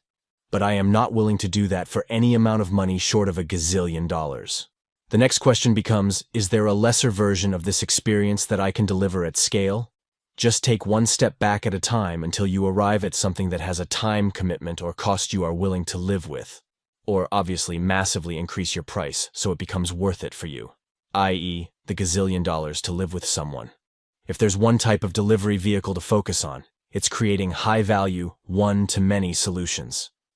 These will be the ones that typically have the biggest discrepancy between cost and value. For example, before I started my first gym, I had an online training business. I created a small Excel sheet application that after inputting all of someone's goals, automatically generated over 100 meals perfectly suited to their macronutrient and calorie needs. Better yet, depending which meals they selected, would tell them what they needed to buy at the grocery store in exact amounts, and how to prepare them in bulk for their exact amounts. It took me about 100 hours to put the whole thing together. But from that point going forward, I sold truly personalized eating plans for very expensive prices, but they only took me about 15 minutes to make. High value, low cost. These types of solutions require a high one-time cost of creation, but infinitely low additional effort after. FI. This is exactly why software becomes so valuable. That doesn't mean you don't ever want to do something in a small group or one-on-one model. After all, I do one-on-one with all of my portfolio company CEOs that we help scale past $30 million plus. You just want to make sure you save those high-cost items for big value ads only. If you think you can accomplish the same value with a lower-cost alternative, then do that instead. When I was running my gym, I went through this exercise and created bulking blueprints, an eating out system, a travel eating and workout guide, meal plans for every body weight and gender, a grocery list calculator, plateau-busting meal plans for when they got stuck, fast cooking guides partnered with meal prep services, and did in-person nutrition orientations with every client one-on-one. Many of the one-to-many solutions require more upfront work. Once created, however, they become valuable assets that create value in perpetuity. It's worth putting in the time to create these because they will create high-margin profit for years to come. Real talk. The meal plans I made for my gym have been used by 4,000 plus gyms now, and literally hundreds of thousands of people. They are simple and easy to follow, so they have provided ample return for the week or two of dedicated time I spent making them. And if you ever have the desire to build a repeatable business model, something that scales, these assets you create will become the bedrock. This book, for example, is a high-value asset that is low-cost overall. Sure, it costs me a lot up front, but each additional book I sell after my first one costs me very little and provides tremendous value. The final high-value deliverable. Let's sum this up before we configure our final high-value deliverable. Step number 1. We figured out our prospective client's dream outcome. Step number 2. We listed out all the obstacles they're likely to encounter on their way, our opportunities for value. Step number 3. We listed all those obstacles as solutions. Step number 4. We figured out all the different ways we could deliver those solutions. Step to 5A. We trimmed those ways down to only the things that were the highest value and lowest cost to us. All we have to do now is... Step number 5B. Put all the bundles together into the ultimate high-value deliverable. So let's go back to the example. We see our prospects struggled with the following. Buying food. How anyone can buy food fast, easy, cheaply. Foolproof bargain grocery system. That'll save hundreds of dollars per month on your food and take less time than your current shopping routine. $1,000 value for the money it'll save you from this point on in your life. 1. One-on-one nutrition orientation where I explain how to use. 2. Recoded grocery tour. 3. DIY grocery calculator. 4. Each plan comes with its own list for each week. 5. Bargain grocery shopping training. 6. Grocery buddy system. 7. Pre-made Instacart grocery carts for delivery. 8. And a check-in via text weekly. Cooking. Ready in 5-minute busy parent cooking guide. How anyone can eat healthy even if they have no time. $600 value from getting 200 hours per year back. That's 4 weeks of work. 1. One-on-one nutrition orientation where I explain how to use. 2. Meal prep instructions. 3. DIY meal prep calculator. 4. Each plan comes with its own meal prep instructions for each week. 5. Meal prep buddy system. 6. Healthy snacks in under 5 minutes wide. 7. A weekly post they make to tag me for feedback. Eating personalized lick your fingers. Good meal plan. So good it'll be easier to follow than eating what you used to cheat with and cost less. $500 value. 1. One-on-one nutrition orientation where I explain how to use. 2. Personalized meal plan. 3. 5-minute morning shake guide. 4. 5-minute budget lunches. 5. 5-minute budget dinners. 6. Family size meals. 7. A daily picture of their meals. 8. One-on-one feedback meeting to make adjustments to their plan and upsell them. Exercise. Fat-burning workouts proven to burn. More fat than doing it alone. Adjusted to your needs so you never go too fast, plateau, or risk injury. $6.99 value. Traveling. The ultimate tone. Up while you travel. Eating at workout. Blueprint. For getting amazing workouts in with no equipment so you don't feel guilty enjoying yourself. 199 value. How to actually stick with it. The never fall off accountability system. The unbeatable system that works without your permission.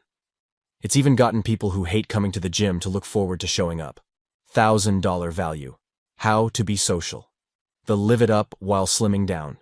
Eating out system that will give you the freedom to eat out and live life without feeling like the odd man out.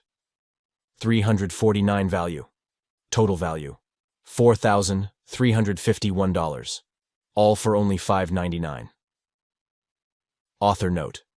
Most of our facilities now sell this bundle for longer periods of time for $2,400 to $5,200. Wild. As we got better at creating and monetizing value, the prices and profit of our facilities skyrocketed. Once you start down this value creation process, each additional piece of value you create stacks on top over time. This is why it is important to begin. Can you see how much more valuable this is than a gym membership? The bundle does 3 core things. 1. Solves all the perceived problems, not just some. 2. Gives you the conviction that what you're selling is one of a kind, very important. 3. Makes it impossible to compare or confuse your business or offering with the one down the street. Whew! We finally have what we are going to deliver in all its glory. That being said, it is unlikely we would present it in this way. Depending on whether we sell one-on-one or one-to-many, we would present this differently. I will address how to present each of these bundled items in the bonus section, next section. Summary points. We went through this entire process to accomplish one objective: to create a valuable offer that is differentiated and unable to be compared to anything else in the marketplace. We are selling something unique. As such, we are no longer bound by the normal pricing forces of commoditization. Prospects will now only make a value-based, rather than a price-based decision on whether they should buy from us. Hurrah! Now that we have our core offer, the next section will be dedicated to enhancing it. We will employ a combination of psychological levers, bonuses, urgency, scarcity, guarantees, and naming. Section 4. Enhancing your offer. Scarcity, urgency, bonuses, guarantees, and naming. But wait. There's more. If you order today. Every infomercial in the 90s, May 2019. Arnold Schwarzenegger's home. Every infomercial in the 90s After School All-Stars fundraiser. The line of cars outside Arnold's house was around the corner, and we were in one of them. We were sitting in our Uber when a security guard with an earpiece, black suit, and black sunglasses knocked on the driver's window. It was like straight out of a movie. The driver rolled down the window. Name? Alex and Layla Hormozi. He scanned the list on his clipboard, nodded, then checked off our names. Great, he said. His demeanor transformed from stern to inviting. Welcome to the fundraiser. Stay in this line. You'll make a left, then security will escort you the rest of the way. The security guard talked into his walkie-talkie to the next post down the road, signaling our car was approved. Pulling up to the front of the estate was like entering into a Bond movie. Lamborghinis, Bugattis, Ferraris, and brands of cars that are too expensive to even speak of. Old guys with young, scantily clad girls. A-list actors, celebrities with millions of followers who were recording themselves as they arrived, talking through their iPhones to their audiences. And us. The fundraiser was $25,000 per ticket to attend, with an invite list of only 100. There was a red carpet and all. Every year the fundraiser culminated in a big auction for memorabilia and items some of the business owners in the audience gave away for charity. We walked around looking at the entertainment stations purposely devised to get donors in the giving mood. We saw $10,000 scotches, $500 cigars, pre-released items from major brands that wouldn't be available to the public until months later, and of course, the most expensive cuisine you could imagine. Layla and I were just soaking it all in. It was a wonderful night. We definitely felt like cool kids. Ben, the CEO of the charity, saw us looking lost and walked over. He took me by the arm to introduce me to some of the other donors. These were all men who were older than me, and donating $100,000 and up without a second thought. The man he introduced me to was one of the charity's biggest donors. He had built an ultra-high-end jewelry and watch business. I'm talking 100,000, 500,000, $2 million plus rare status symbols that people buy only so other 0.001%ers know they belong. He had donated upwards of $700,000 in merchandise as prizes for the fundraiser that evening. Alex and Layla, meet George, Ben said. He's been very generous with his time and money to the cause. George, this is Alex and Layla Hormozi. They're donating $1 million plus tonight to ASAS. I figured you are both good people and wanted to connect you two. Nice to meet you both, George said with calm, weathered eyes. He was in his late 60s, tall and sturdily built. You could hear his Eastern Bloc origins in his accent. He sounded like a man who had fought tooth and nail to be here, but had softened his demeanor for gatherings such as these. But the tiger with teeth and claws remained under the surface, ready to be called upon at a moment's notice. I felt like I understood this guy. Ben broke the ice. So, George was the one who got me to raise the price from $15,000 per ticket to $25,000. We had more demand than ever this year. But I took his advice. I cut the amount of tickets we sold and raised the prices. That's right, said George, content that his sage business advice had been followed. When demand increases, cut supply. He perked up slightly as we talked about money.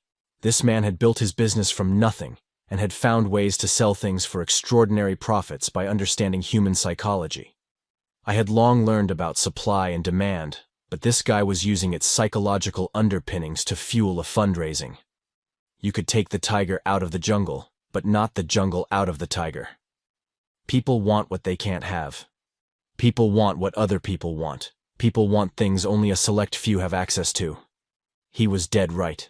They had raised an extra $1 million that night before the event had even started by cutting the supply of tickets and raising the prices. On top of that, all the people were more qualified than ever to be big donors. The night ended up being the most successful night in the charity's history, raising nearly $5.4 million from only 100 people. That's $54,000 per head. Each of the items was auctioned off as a one-of-a-kind item. And if you missed it, you would never have a chance again to buy it. Arnold even threw in some bonuses when two people would get high enough in the bidding, allowing the charity to get both donations. It was a masterful display of human psychology at work, in a setting where people were knowingly overpaying for products. The products remained unchanged, yet within this setting, an item that wouldn't sell at a different venue for $10,000 sold for $100,000. That's how powerful scarcity, urgency, and bonuses are. And breaking down how to use them to further increase demand for your offer without changing your offer is the purpose of this section. Author note: other persuasion powers. At play, scarcity, urgency, bonuses, and guarantees were not the only persuasion tools being employed to get egregious prices at the fundraiser. They also used commitment and consistency, status, peer pressure, goodwill, celebrity endorsements, competition, etc. However, scarcity, urgency, and bonuses are the only three I will be breaking down in this book, as I believe they belong more with the offer and less with the actual selling, which I will talk about in depth in Acquisition, Volume 4, $100 million, Sales. The delicate dance of desire. Fundamentally, all marketing exists to influence the supply and demand curve. We artificially increase the demand for our products and services through some sort of persuasive communication. When we increase the demand, we can sell more units. When we decrease supply, we can sell those units for more money. The perfect profit combination is lots of demand and very little supply, or perceived supply. The process of enhancing your core offer is designed to do both of these things: increase demand and decrease perceived supply, so that you can sell the same products for more money than you otherwise could, and in higher volumes than you otherwise would, over a longer time horizon. Author note: this assumes a regular business who is not trying to gain mass market penetration for some other strategic advantage. A sire comes from not getting what you want. In fact, I heard this quote that I love from Naval Ravikant. Desire is a contract you make with yourself to be unhappy until you get what you want. It follows, therefore, that we only want things we do not have. As soon as we have them, our desire for them disappears. Therefore, If we seek to increase the demand, or desire, we must decrease or delay satisfying the desires of our prospects. We must sell fewer units than we otherwise can. Let that sit with you for a second. Consider this example. We promote some 2-day workshop that is upcoming. First, we whisper that it's coming. Then we tease it with some of the benefits. Then we shout that it is launching in a week. Then, when we launch this amazing workshop, we have 2 supply-demand scenarios. Scenario 1, we sell 10 units at $500 each. Sell entire pyramid at price, all say yes. Scenario 2, we sell 2 one-day workshops one-on-one for $5,000 each. Skim top of pyramid, with 80% not purchasing. It's worth noting that each of these prospects have a different buying threshold. In my experience, demand for services is nonlinear. Instead, I've found demand to be fractal, 80-20. In other words, 1/5 of the prospects are willing to pay 5 times the price, or more. In the example, I might have 10 people willing to pay $500, but 2 of them willing to pay $5,000. So, I would make more, have lower costs, more profits, provide more value, and increase the demand in the remaining prospect base by selling fewer units. Think about how exclusive Scenario 1 versus Scenario 2 would feel. Think about all the people who would want to purchase, but would not be able to. Would this increase or decrease their desire? It would increase it, of course. On top of that, if people see that others who were able to get in are loving it, it would further increase their desire. And the next time, they would act with more urgency and be willing to pay more for the same thing than they originally did. So now, in the aftermath of our second scenario, we still have 8 people who have unsatisfied desire. This increases their desire further. And to boot, we now have new prospects who weren't in the original pool who now want what we have. Conversely, if we were to promote Scenario 1 again, the $500 price point, we would probably sell fewer slots the second time around. Why? We have no pent-up demand. All desire has been satisfied. When you pull the trigger too early, each successive instance we promote, we sell even fewer. Eventually, we run out of sufficient demand to make even a single sale. This is the sad state many businesses find themselves in, always trying to generate more demand to make another quick sale. Hormozi law. The longer you delay the ask, the bigger the ask you can make. The longer the runway, the bigger the plane that can take off. We must endeavor to keep our supply and satisfaction of desire under the demand that we are able to generate. This maximizes profits and keeps desire ravenous in our customer base. This is the real key to never going hungry. Summary points. The reason I titled this subsection, Delicate Dance of Desire, is that supply and demand are inversely correlated, in theory. If you satisfy zero desire, provide zero supply, you will not make money, and eventually leave people feeling rejected. Note, it takes much longer than you think. Conversely, if you satisfy all the demand, you will kill your golden goose, and not know where your next meal will come from. Mastering supply and demand comes from the elegant dance between the two. If you sleep with your significant other every day, they have less desire than if you haven't slept with them for a week. We want the ravenous prospect, not merely the aroused. Therefore, understanding the interplay between these variables is key to enhancing your offer and the amount of profits you will make over time. Up to this point, we have covered all the things inside of your offer that can make it immune to price comparison and transform regular services and products into things that people will find a way to pay for. It would follow that the next variable that can make your offer more desirable is how it is presented. In other words, the outside variables that position the product in your prospect's mind. These forces are often more powerful than your core offer. In this next section, Enhancing Your Offer, I will show you how 1. Use scarcity to decrease supply to raise prices, and indirectly increase demand through perceived exclusiveness. 2. Use urgency to increase demand by decreasing the action threshold of a prospect. 3. Use bonuses to increase demand and increase perceived exclusivity. 4. Use scar and piece to increase demand by reversing risk. 5. Use names to re-stimulate demand and expand awareness of my offer to my target audience. I will define each, then give you examples of how to use them. We will use all these variables to enhance our offer and shift the demand curve in our favor, leaving our customers always wanting for more. We will start by tactically stimulating fear of missing out, aka FOMO, through scarcity. Enhancing the offer, scarcity. Sold out. Scarcity is one of the most powerful and least understood forces to unlock unlimited pricing power. If you want to learn how to sell air for millions of dollars, then pay attention. The reason an authority, like a doctor, a celebrity, like Oprah, or a celebrity authority, like Dr. Oz or Dr. Phil, can charge egregious rates is because of implied demand. People assume that there is a lot of demand for their time, and, therefore, not a big supply of it. As a result, it must be expensive. That being said, it's hard for most businesses to understand what it's really like to have an uneven supply-demand curve until you've experienced it. I'm going to try and walk you through what it felt like for me the first time I experienced it in order to give you a taste of the power. When I got into this world of acquisition, I saw mentors of mine selling days of time for $50,000 plus. My mind was blown for two reasons. First, because I didn't understand how they could make so much money for a single day. Second, because I didn't understand who in their right mind was buying it. Over time, I learned.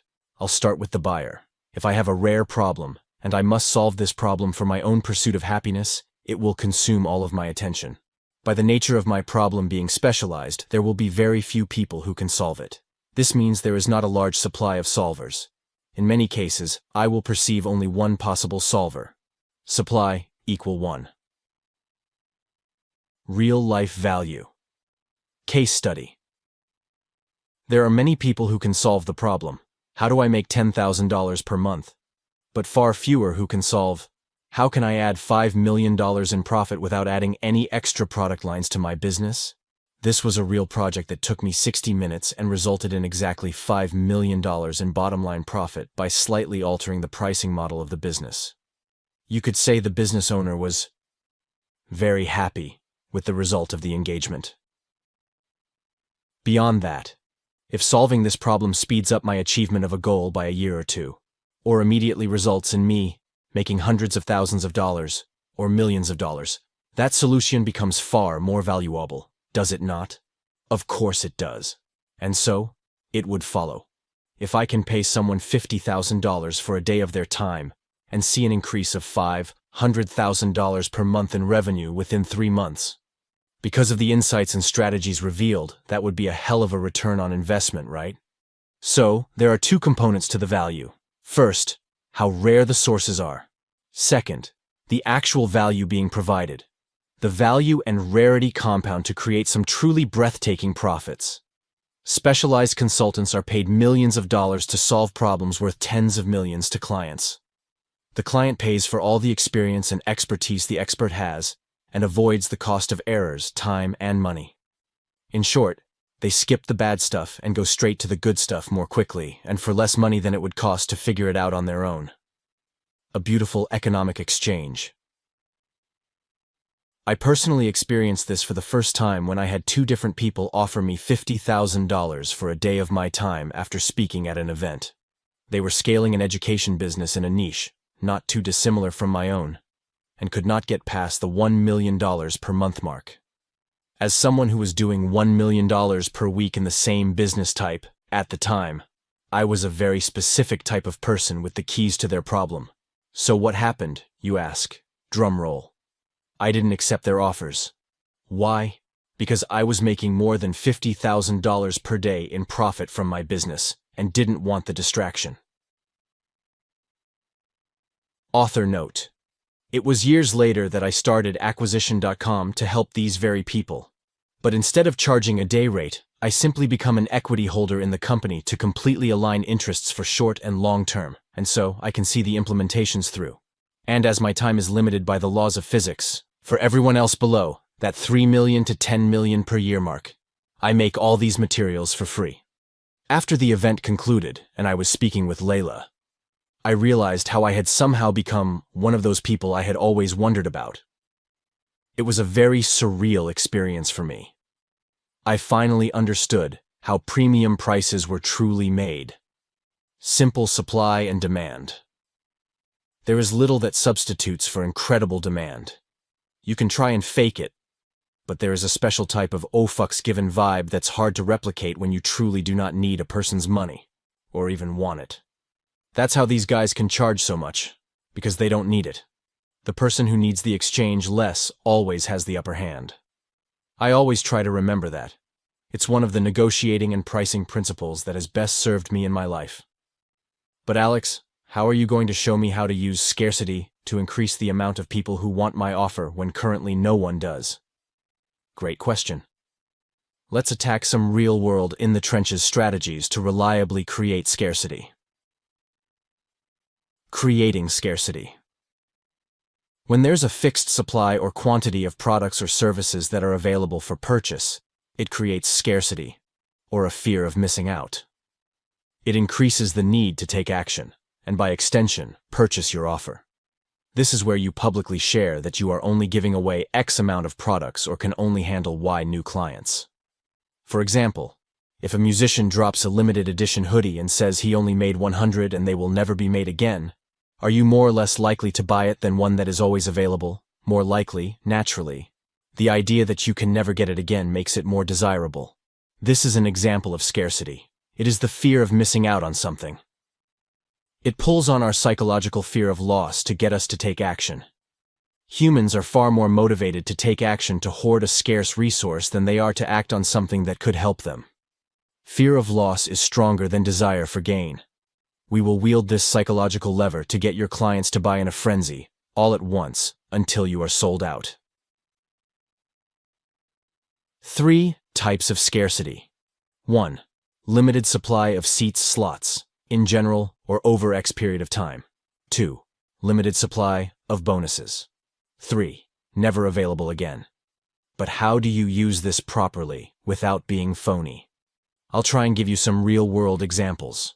Physical products. Having limited releases is a tried-and-true method of using this psychological bias to your advantage. You can have limited releases for flavors, colors, designs, sizes, etc.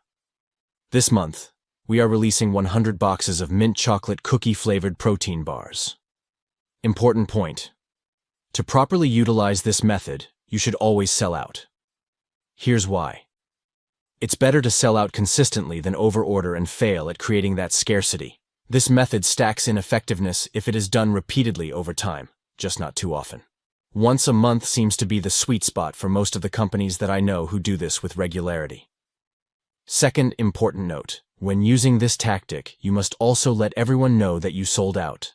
That is part of what makes it work so well. This way, even people who are on the fence, when they see that it was sold out, it gives social proof that other people thought it was worth it. And now that the choice has been made for them, they desire it more because there is no way they can get it. So the next time you make the offer, they will be far more likely to take you up on it. Fun fact, Chanel, a brand that has maintained insane margins and pricing for over a century, is a master of scarcity. They send only 1/2 of each piece to each store, so every store has a different selection, and every item is the last or second to last item in stock. This allows them to price far above market and turn buying impulses into purchases. Services. With services, especially if you want to consistently get customers, it can be a little trickier to use scarcity. But I will show you a few simple ways to employ scarcity ethically, to increase your take rates on offers. These all have similar elements with very slight tweaks. I'm enumerating these because one of these might mentally fit your business model more than others. 1. Total business cap. Only accepting X clients. Only accepting X clients at this level of service, ongoing. This puts a cap on how many clients you service but also keeps them in it. You create a waiting list for new prospects. The moment the door opens, they jump right in, and price resistance disappears. Periodically, you can increase capacity by 10 to 20%, then cap it again. This works well for your highest tiers or service levels. A. This is like saying, my agency only will service 25 customers total, period.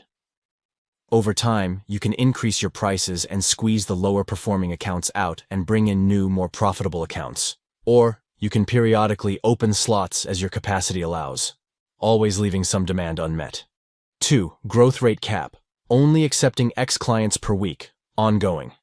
We only accept 5 new clients per week and we already have the first 3 spots taken. I have 6 more calls this week, so you can take the spot or one of my next calls and you can wait until we reopen. I have used this method since the beginning of my business. I always knew what my capacity was per week and simply chose to let our prospects know how many openings we had left. This banks on the fact that you can only handle a certain amount of new clients anyways, on a regular basis, so you might as well let them know it. 3. Cohort cap, only accepting X clients per class or cohort, similar to the above, except done on whatever cadence you desire. Only accepting X amount per class or cohort over a given period is another way of thinking about it. Imagine you only start clients monthly or quarterly. This helps you get some cadences in place in your business operationally while also allowing your sales team some legitimate scarcity.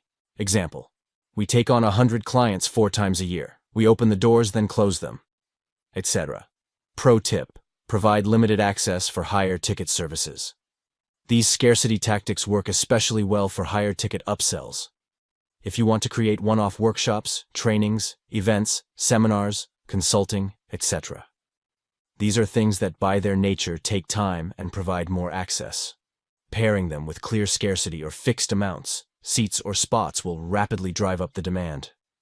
But always remember, have less spots available than you think you can sell, so that when you want to do it again in the future, everyone will remember you sold out fast. This is a compounding strategy that increases in effectiveness over time, one of the few in the marketing arsenal. Let me give you a real example of scarcity to enhance the value of a free lead magnet. If I were to tell you right now that I have a checklist that you can download for free that has all these materials for you in this book in bulleted format, you might be inclined to put this book down and go there to download it now. But if I told you I have it set so that every week the page only allows 20 new people to download it, you'd be far more likely to go see if you can grab it. And even more so if when you try it, you see that it has already run out for the week. Result? You join a list that notifies you the next time 20 more checklists become available for download. What happens next? When you get that notification, you'll hit the link on your phone and go to the page because you don't want to miss out again. By employing scarcity, we make what would otherwise be a neat, free download into a desirable thing not everyone has access to. You also, by extension, would be far more likely to consume it when you do get your hands on it. All because of how we control its supply. Cool, right? Let me give you a real example of scarcity to enhance the value of a free lead magnet. If I were to tell you right now that I have a checklist that you can download for free that has all these materials for you in this book in bulleted format, you might be inclined to put this book down and go there to download it now.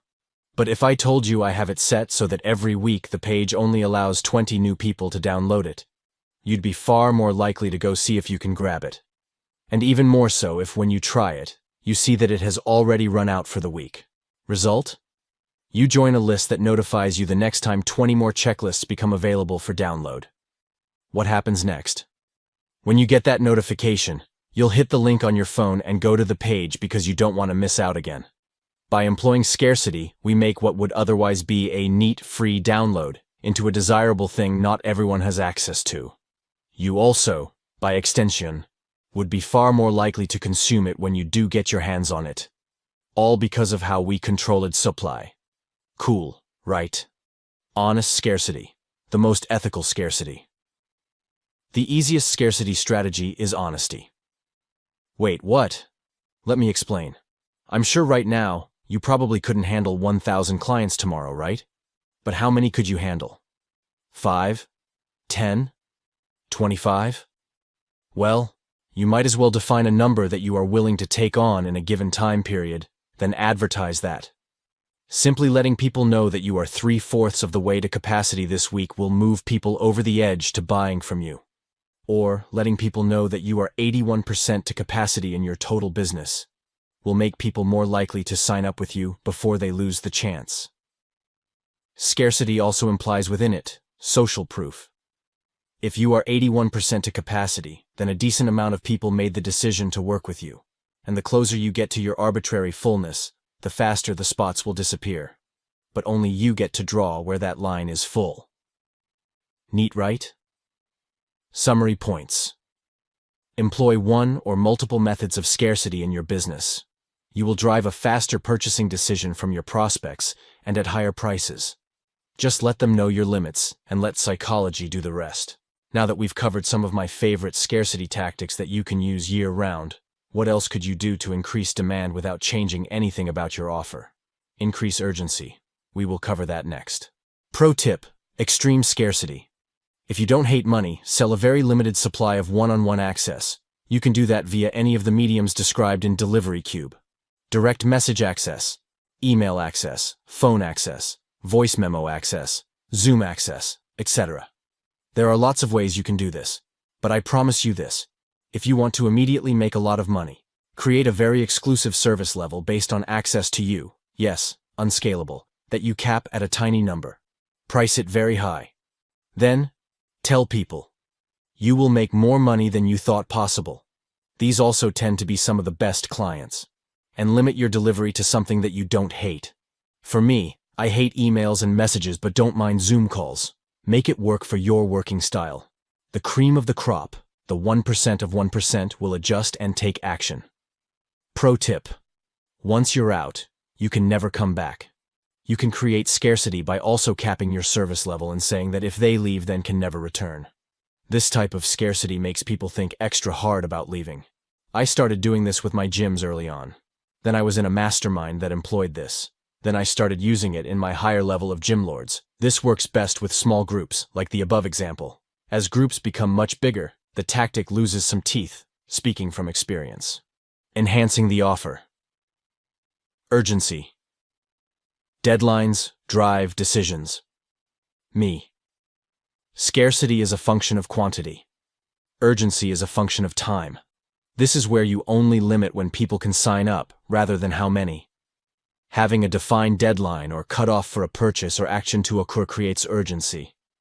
Frequently, scarcity and urgency are used together, but I will separate them out for you to illustrate the concepts. I'm going to show you my 4 favorite ways of using urgency on a consistent basis, ethically. 1. Rolling cohorts. 2. Rolling seasonal urgency. And 3. Promotional or pricing urgency. 4. Exploding opportunity. They will employ urgency in your business without being phony. My favorite way of doing this is having cohorts of clients start on a regular cadence. This has the added operational benefit of helping you create a choreographed onboarding experience for new clients. As you scale, this will become increasingly important. 1. Cohort-based rolling urgency. For example, if you start clients every week, even in unlimited amounts, you can say, if you sign up today, I can get you in with our next group that kicks off on Monday. Otherwise, you'll have to wait until our next kickoff date. If you wanted to juice it up a little bit, you could say, I actually had a client who signed up a few weeks ago, drop out, so I have an opening for our next cohort that kicks off on Monday. If you are pretty sure you're going to do this sooner or later, might as well get in on it now so you can start reaping the rewards sooner rather than paying the same and waiting. Those 2 tweaks above have pushed so many sales over the edge by just reminding a potential customer that if they sign up, they will be starting on Monday, and if they do not, they will have to wait a week. It's small things like this that nudge people to take the action they know they should take anyways. Obviously, the less frequently you kick off new customers, the more powerful this is.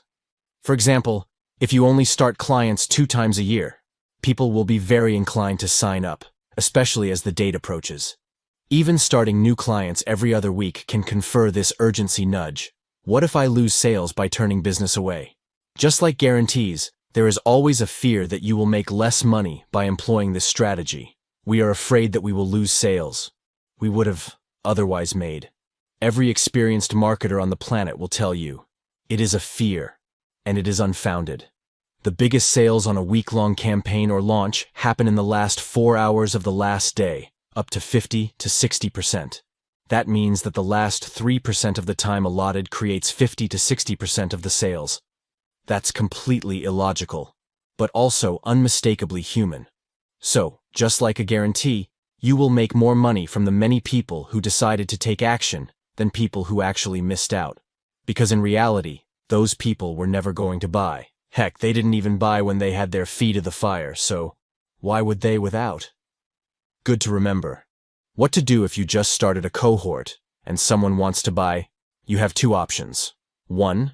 You can offer them a speedy, personalized onboarding to get them up to speed as a bonus for signing up today and still get them in.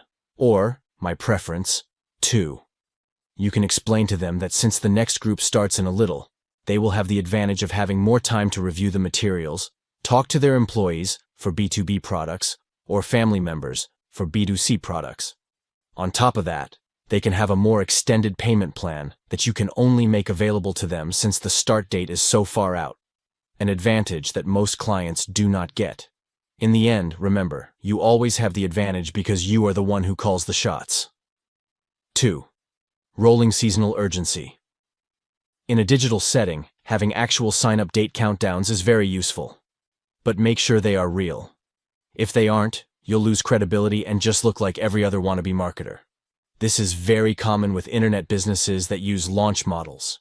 I personally love having the dates that I am running a promotion through on my landing pages and in my copy. I want it to be visible everywhere. The nice thing is that you can always fire up another ad campaign and a new landing page with new dates and be right as rain. You will see your conversions go through the roof, and it takes maybe 5 minutes of editing. Well worth the time investment. Example: our New Year promotion ends Jan 30. Next month, our Valentine's Lovers promo ends Feb 30. Next month, our Sexy by Spring special ends March 31. Next month, our Fools in Love April promo ends April 30. The actual promotion may be the same, but naming it something different by season gives you a real differentiator that gives you a start and a finish. Deadlines drive decisions. By simply having these, you can point to them and let human beings push themselves over the edge so as not to miss out. Pro tip: local businesses. This is my #1 strategy for local businesses. They must vary their marketing more frequently than national advertisers. Putting a new wrapper with a date on the same core service gives you urgency and novelty that will consistently outperform the same old campaigns. 3. Pricing or bonus-based urgency. This is another way of creating urgency using your actual offer or promotion pricing structure as the thing they could miss out on. Kind of brilliant. It allows businesses that sell clients year-round to still use urgency. For example, yes, let's get you started today so you can take advantage of the discount you came in for. I'm not sure how long we will be running it as we change them every 4 weeks or so, and this is one of the better ones we have run in a while. This creates some fear of missing out on the promotion, or discount or bonuses, rather than your actual service. It would be a lie to say that if you own a roofing business, you won't service them if they buy after the date. But if you talk specifically about the promotion, you can often elicit the same urgency on buying in the prospect while maintaining your integrity. Win-win. You can interchange a pricing promotion, discount, or added bonuses like free install or free onboarding, or an extra workshop valued at $1,000 if they buy now. These are all things you can swap around your core offer to create urgency. Pro tip: clean your pipeline. With every price change, if you ever really are planning on raising your prices, hopefully soon if you are reading this book, then you can always clean out your pipeline by letting people know the price is going up, so get in now. Never raise your prices without letting people know. It shows a position of strength and will give you a nice little influx of cash from the people in the pipeline who are on the fence. 4. Exploding opportunity. On occasion, you will be exposing the prospect to an arbitrage opportunity. The opportunity itself has a ticking time clock, as all great opportunities do. Every second someone delays, they miss out on disproportionate gains. Example: if I was explaining an arbitrage opportunity between buying products on eBay and selling them on Amazon, this market inefficiency would over time correct itself.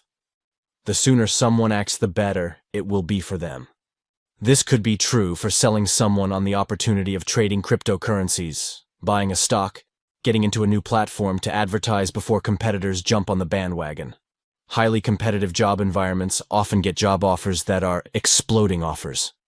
Every day they wait to take the job, their pay or bonuses decrease. This forces prospects to make fast decisions rather than try and wait it out, to see if they get a better offer. All of these examples show opportunities that decay with time. So if you find yourself in front of an opportunity like this, make sure to emphasize it. Summary points. Adding a deadline and incorporating one or multiple forms of urgency will get more people to take action than would otherwise. I have employed all 4 of these methods with great effectiveness. I suggest you do the same. Next up, bonuses. Enhancing the offer, bonuses.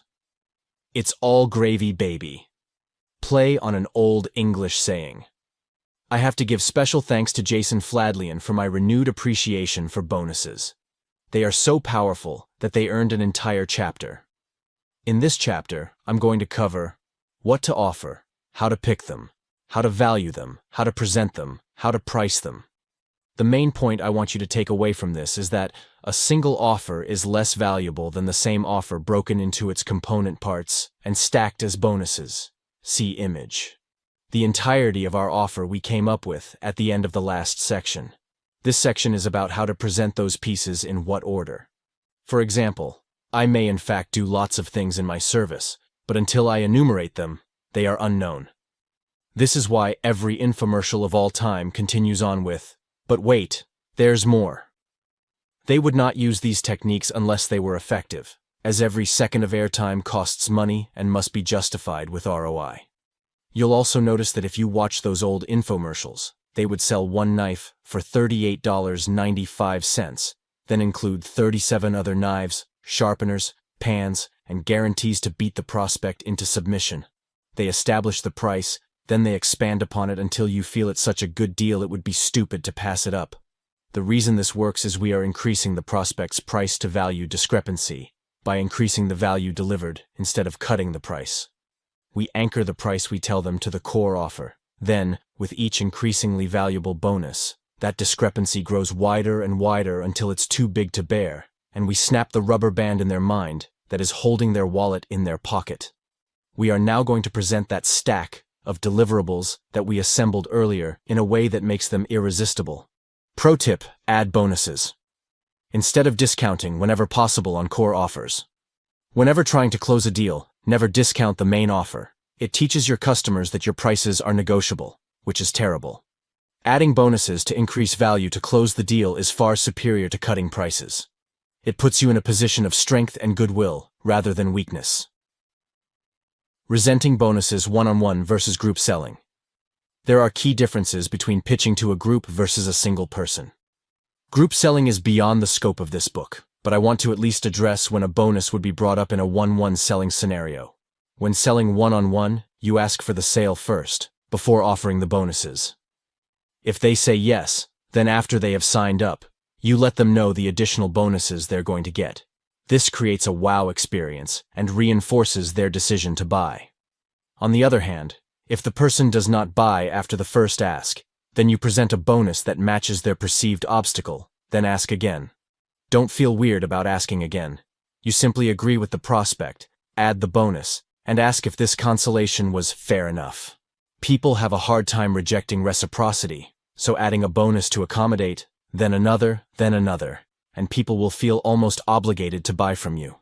If you recall from our trim and stack chapter, each of those deliverables is now being weaponized and presented at the perfect time. We're going to provide all these bonuses to them anyways, but it increases the perception of our offer's value by layering these bonuses one at a time. Bonus bullets. That being said, there are a few key things to remember when offering bonuses. 1. Always offer them. You can use the bulleted bundle we came up with at the end of section 3. 2. Give them a special name that has a benefit in the title. 3. Tell them A. How it relates to their issue. B. What it is. C. How you discovered it, or what you had to do to create it. D. How it will specifically improve their lives or make their experience. I. Faster, easier, or less effort, sacrifice, value equation. 4. Provide some proof. This can be a stat, a past client, or personal experience, to prove that this thing is valuable. 5. Paint a vivid mental image of what their life will be like, assuming they have already used it and are experiencing the benefits. 6. Always ascribe a price tag to them and justify it. 7. Tools and checklists are better than additional trainings, as the effort and amp time are lower with the former, so the value is higher. The value equation still reigns supreme. 8. They should each address a specific concern obstacle in the prospect's mind about why they can't or won't be successful. Bonus should prove their belief incorrect. 9. This can also be what they would logically realize they will need next. You want to solve their next problem before they even encounter it. 10. The value of the bonuses should eclipse the value of the core offer. Psychologically, as you continue to add offers, it continues to expand the price-to-value discrepancy. It also subconsciously communicates that the core offer must be valuable, because if these are the bonuses, the main thing has to be more valuable than the bonuses, right? No, but you can use this psychological bias to make your offer seem wildly compelling. 11. You can further enhance the value of your bonuses by adding scarcity and urgency to the bonus themselves, which takes this technique and puts it on steroids. A. Bonuses with scarcity. Version 1. Only people who sign up for XZY program will have access to my bonus, number 1, 2, 3, that are never for sale or available anywhere else, other than through this program. Version 2.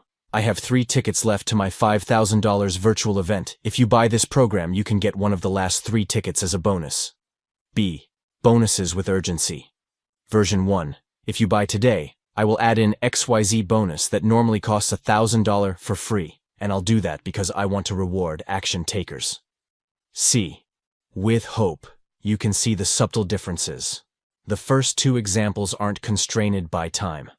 They state that if you buy the program, you will get things you normally would not be able to. The bonus with urgency is about them buying today. And if they do not buy today, they lose those bonuses. Minor difference, but worth noting. Advanced level bonuses. Other people's products and services. You can get other businesses to give you their services and products as a part of your bonuses, in exchange for exposure to your clients for free. This is free marketing for them, and high-value products for you at no cost. Businesses will do this because you are going to give their business exposure for free to the highest quality prospects, your customers. As long as they are not direct competitors, you can get some brownie points, secure some future referral IOUs, and make your offer more valuable at the same time. If you secure enough of these relationships, you can literally justify your entire price in the savings and additional true-to-price bonuses. For example, if I owned a pain clinic, I might get a massage therapist to give me 1-2 free massages to incorporate into my offer. On top of that, I might get a chiropractor to give me 2 free adjustments. Value, $100. A low-inflammation food company to give me discounts for their products, $50 savings. Discounts for braces and orthotics, $150 savings. A local health club down the street to give me a personal training session for free and a free month of membership to their pool, $100 value. Discounts on pharmaceutical drugs from the local pharmacist, $100 per month in savings. Repeat the above for multiple service providers, so perhaps I get 10 chiropractors to all give me a free adjustment. Now I have 10 free adjustments in my bundle, etc. Now if my offer was $400, then the value of these free bonuses alone is worth more than the $400. As if that weren't already awesome enough, if you really want to be a Jedi, negotiate a group discount and a commission to yourself. This is exactly what we did with our supplement company. Our gym owner clients who use our sister supplement company. Prestige Labs sponsored athletes get a 30% discount on our products. On top of that, the sponsored athlete gets paid 40% of all sales netted after the applied discount. So it's a win-win for everyone. Their clients get it for 30% less than our main site. They get paid for giving away exclusive discounts. And we get customers in exchange for the commission paid. Everyone wins. If you are following along, each of these bonuses can become revenue streams for you indirectly by getting clients to say yes more easily, and directly because you can negotiate that each of these businesses can pay you for the people you send their way. So let's also say we negotiated the following affiliate commissions for making the introduction to these businesses. The Chiro gives you $100 per person who comes into their office. The food company gives you free food, yum. Orthotics company gives you $100 per person, referred. Health club gives you a free membership, or $50 per person who signs up. Pharmacy gives you $100 per person. Now let's look at how much money we made. Our 400 offer now has the possibility of making us an extra $350 pure profit. That's the beauty of these relationships. The other businesses will pay you, and you don't have to do anything but refer customers to them that you have already spent the money to acquire. And if you really want to get crazy, come up with a grand slam offer with these partner businesses by using the same concepts in the book, so that each of the bonuses themselves becomes even more valuable than a simple commoditized service. Summary.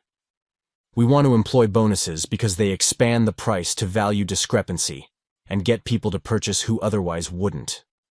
They massively increase the prospect's perception of the value of our offer. So here's what to do. 1.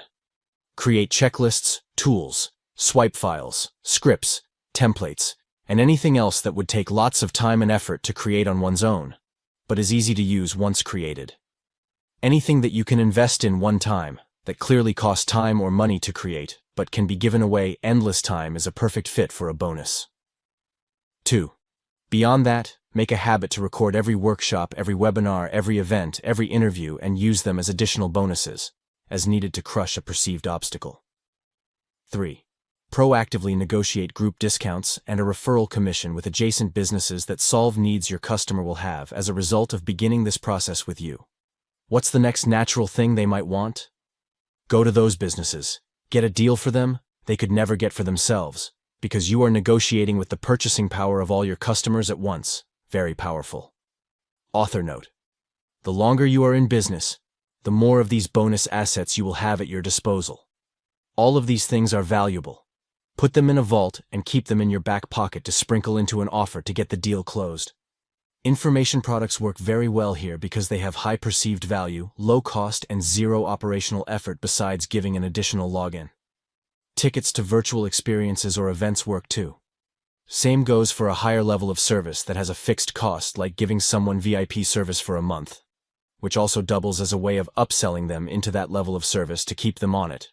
More on that in Book 2. What should be a bonus versus part of the core offer, if I'm the one fulfilling it? Short answer: wow factor. In other words, something you wouldn't want someone to miss. Many times you have so much stuff you will be providing your customers, good thing, that valuable nuggets can get lost in the mix. You want to take the most distinct ones that can almost stand on their own and pull those out to highlight them. This is especially true for things that are short in length but high in quality or value. Checklists or infographics can condense a lot of information into a small space. Someone might not feel justified paying lots of money for a product launch map, for example, but as a bonus would be perceived as very valuable. Next up, we have our core offer. We are presenting it in a way to increase scarcity and urgency, to increase the likelihood they want it even more. We stack the bonuses of our offer to make the price-to-value discrepancy out of this world and break our prospects' minds. Next on our magical journey, we'll be addressing the big elephant in the room: risk. We will completely obliterate it using a combination of guarantees so they have no reason not to buy. Enhancing the offer's guarantees. You're gonna like the way you look. I guarantee it. Men's Warehouse ad that ran forever. Title: Guarantees worth their weight in gold. The single greatest objection for any product or service being sold is, drumroll, risk. Risk that it doesn't do what it's supposed to do for them. Therefore, reversing risk is an immediate way to make any offer more attractive. You will want to spend a disproportionate amount of time figuring out how you want to reverse it. That being said, how much more attractive can a guarantee make an offer? Jason Fladlian, who I referenced earlier, once stated that he had seen the conversion on an offer 2 to 4x simply by changing the quality of the guarantee. It's that important. From an overarching perspective, there are 4 types of guarantees. 1. Unconditional. 2. Conditional. 3. Anti-guarantee. 4. Implied guarantees. You must always hit your guarantee hard, even if you don't have one. Say it boldly and give the reason why. But won't people take advantage of a crazy guarantee? Sometimes, but not usually. That being said, you must understand the math. If you close 130% as many people, and your refund percentage doubles from 5% to 10%, you've still made 1.23x the money, or 23% more. And that all goes to the bottom line. Example: 100 sales, 5 refunds equals 95 net sales. Guarantee offer: 130 sales, 13 refunds, which is 10% equals 117 net sales. 117 divide by 95 equal 1.23x, 23% increase. Don't be emotional, just do the math.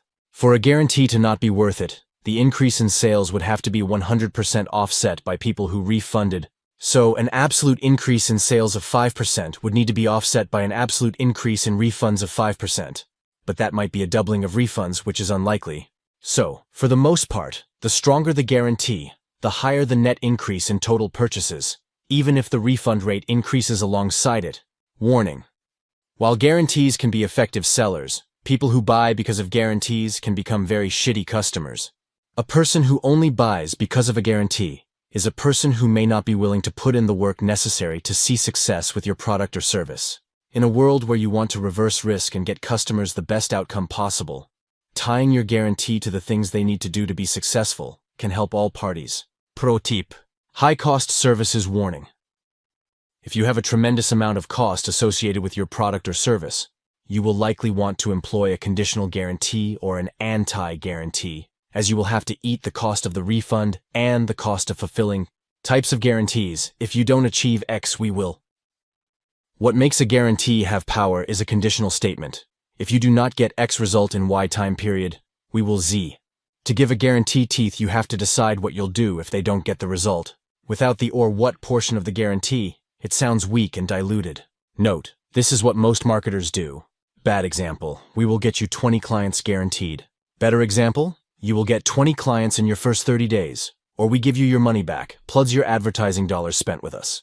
This is a simple but strong guarantee. Here are the 4 types of guarantees. I'll go over them in theory, then we will apply them.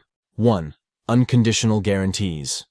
As I stated earlier, there are unconditional, conditional, and anti-guarantees. Unconditional are the strongest guarantees. They're basically a trial where they pay first, then see if they like it. This gets a lot more people to buy, but you will have some people refund, especially as consumer culture continues to shift towards entitlement and zero accountability. 2. Conditional guarantees. Conditional guarantees include terms and conditions to the guarantee. These are the ones you can get very creative on. In general, you want these to be better than money-back guarantees, because if they are going to make an investment, you want to match their investment psychologically with an equal or higher perceived commitment. These also can have a very powerful effect on getting clients' results. If you know the key actions someone must take in order to be successful, make those part of the conditional guarantee. In a perfect world, 100% of your customers would qualify for a conditional guarantee, but will have achieved their result, and therefore will not want to take it. That is an ideal we can all aspire towards. And just FYI, if given the option of getting a refund or getting the outcome they were promised, the vast majority of people will take the outcome. 3. Anti-guarantees. Anti-guarantees are when you explicitly state all sales are final. You will want to own this position. You must come up with a creative reason why the sales are final. Typically, you'll want to show a massive exposure or vulnerability on your part that a consumer could immediately understand and think, yes, that makes sense. These types of guarantees are especially important with items that are consumable or massively diminish in value once given. 4. Implied guarantees. Implied guarantees are any offer that is a performance-based offer. This comes in many different forms. Rev share, profit share, triggers, ratchets, monetary bonuses, etc. are all examples. The end-all concept is the same. If I don't perform, I don't get paid. Unique to this particular structure, it also confers the upside of, if I do a great job, I will be very well compensated. These only work in situations where you have transparency for measuring the outcome and trust, or control, that you will get compensated when you do perform. Stacking guarantees. An experienced salesman understands that, like bonuses, you can actually stack guarantees. For example, you could give an unconditional 30-day no questions asked guarantee, then on top of that, give a conditional triple your money back 90-day guarantee.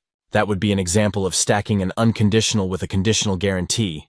You can also stack 2 conditional guarantees around different or sequential outcomes. For example, you'll make $10,000 by 60 days, $30,000 by 90 days, as long as you do thing 1, 2, and 3. This future paces the prospect into an outcome they now believe is far more likely, since you will be deliberately spelling it out in a conditional guarantee with a timeline for achievement. Doing this shows the prospect you are serious about getting them results, and convinced that they will achieve what they want. This shifts the burden of risk back from them onto us. A very powerful strategy. Let's go through some different guarantee examples. Guarantee: if you don't achieve X in Y time, we will insert offer. Unconditional, no questions asked. Refund guarantee: what the client gets. A full refund. B, a 50% refund. C, a refund of their ad spend and any ancillary costs incurred. D, you pay for a competitor's program instead. E, you return their money plus an additional $1,000 or other applicable amount. My take. This is about as simple as it gets.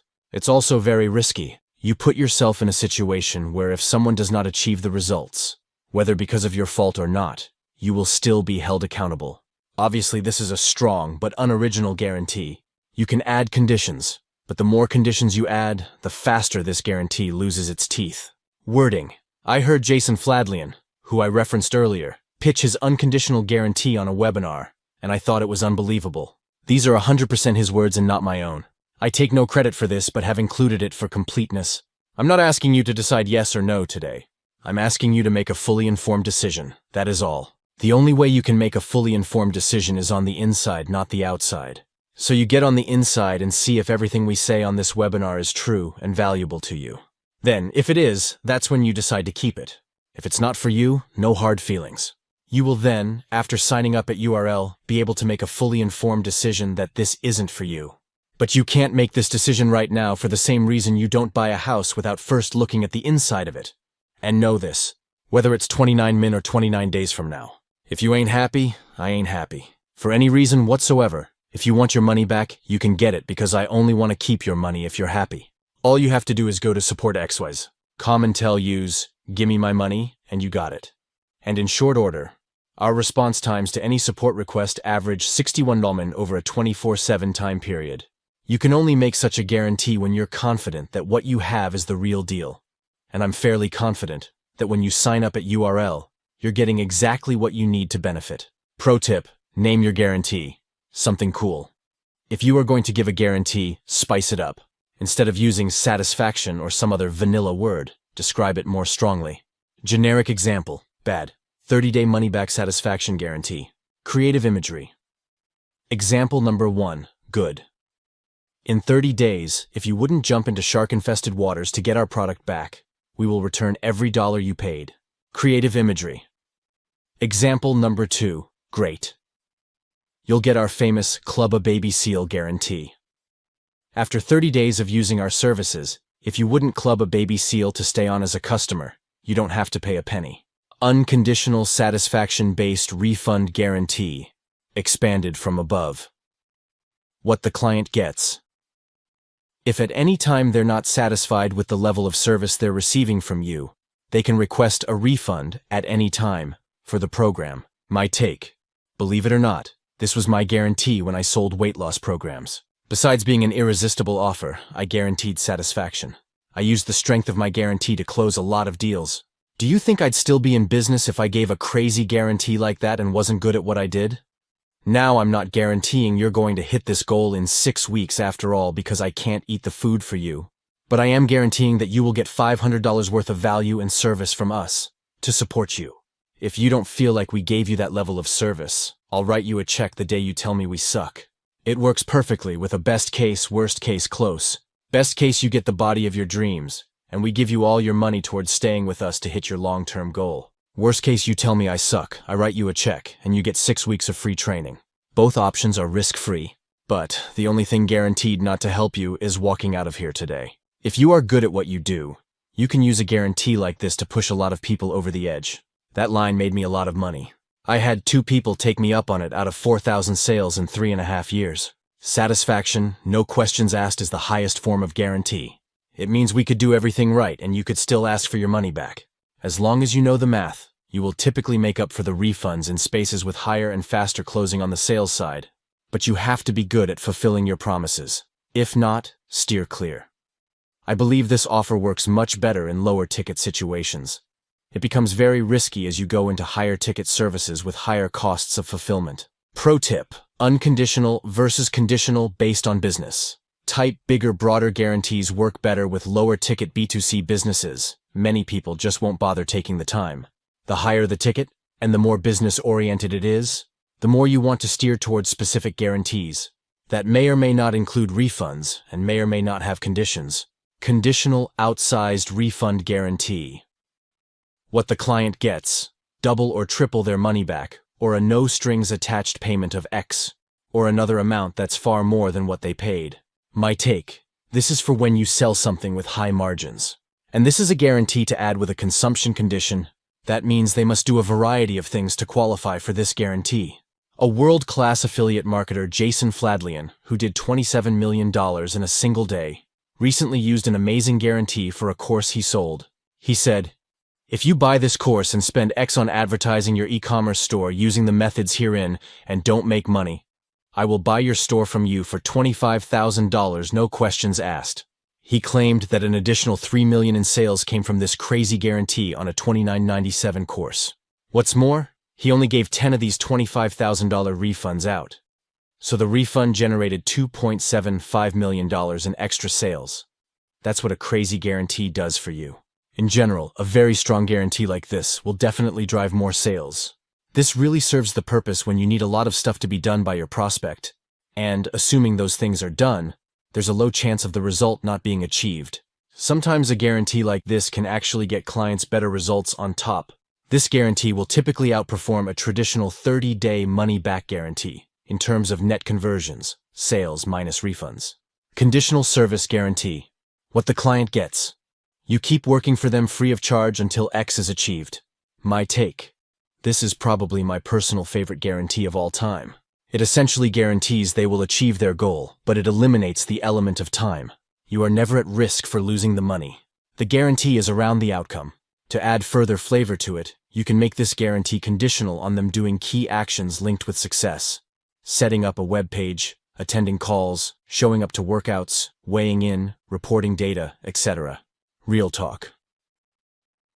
Since I have been advising businesses to use this particular guarantee, I have yet to have a single person say a client took them up on it.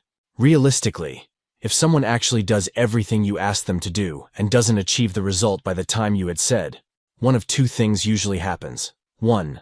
Seeing our client's commitment, you happily keep working with them until they achieve the desired result. 2. It gets dropped. Your client is likely very close to the goal, which means satisfied. Also, it's likely the sales conversation with the guarantee was months earlier. What may have been important in the sales conversation is a distant memory now, replaced by their affection towards you or your business. Conditional modified service guarantee. What the client gets. You give them another Y-long period of service or access to your product services free of charge. Generally, Y should give them at least twice the duration. My take. This is like the service guarantee, but it ties a specific duration to your extended work involvement. So instead of being on the hook forever, you're only on the hook for an additional Y period of time. I've seen it work magically and keep the business on the hook for a more finite period of time, which may be an easier place for you to start before doing the all-out service guarantee above. Conditional credit-based guarantee. What the client gets. You give them back what they paid, but in a credit toward any service you offer. My take. This is best used during an upsell process to seal the deal on a service they are unsure they will like. They already like what they have. You are trying to sell them more of that. Worst case, they can apply it to the thing they already like, so it maintains goodwill with the customer. Conditional personal service guarantee. What the client gets. You work with them one-on-one, free of charge, until they reach X objective or result. My take. This is absolutely one of the strongest guarantees in existence.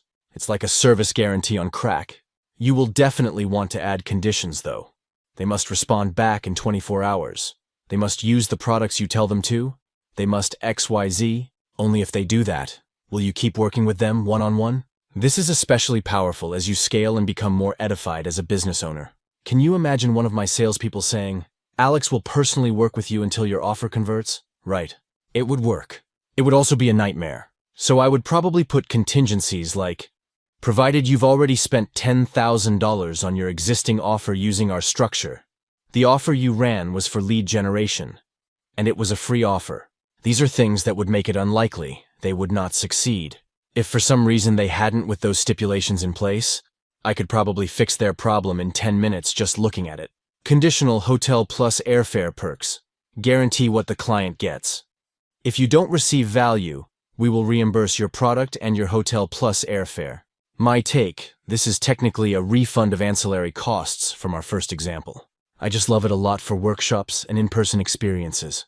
Normally the event would cost more than the hotel and airfare, so it's like adding an extra $1,000 to a guarantee, but way more tangible. It's original enough that people like it. Conditional wage payment guarantee.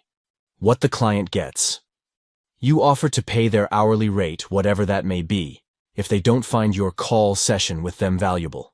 My take. This is also an ancillary cost guarantee, just a very original one. If someone ever actually asks for the wage payment, just ask them for their tax return and divide it by 19 times 60, number of working hours at 40 hours per week for a year. But no one asking for a refund will actually do that, so you will never actually have to give one of these out. Like ever, conditional release of service guarantee. What the client gets, you let them out of their contract free of charge. My take, this voids a commitment or cancellation fee. If you have a business that has enforceable commitments, contracts, or clauses, this can be a powerful guarantee. Better yet, if you are in a business that does not enforce your contracts, then you have nothing to lose by adding the guarantee. Conditional delayed second payment guarantee what the client gets. You won't bill them again until after they make or get their first outcome. Example, lose your first £5, make your first sale, get your website live, etc. My take. I like this a lot, especially if you have a very systematized process for getting the first result. It gets the prospect thinking in fast action terms and gets them moving. It will also focus your team on activating your client. This is a great one when you know what metric or action drives activation, predicting indicator of long-term retention of a client. I've successfully used this guarantee loads of times. Conditional first outcome guarantee.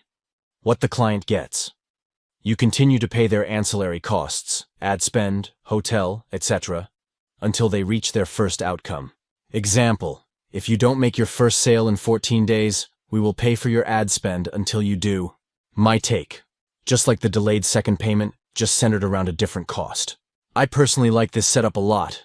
It keeps everyone focused on getting that first dollar over the bridge. Once that one comes across, the second comes soon after. Anti-guarantee, all sales are final. What the client gets. Access to super exclusive, very valuable service product. Likely. This is a very powerful thing that once seen cannot be unseen, or once used cannot be taken away.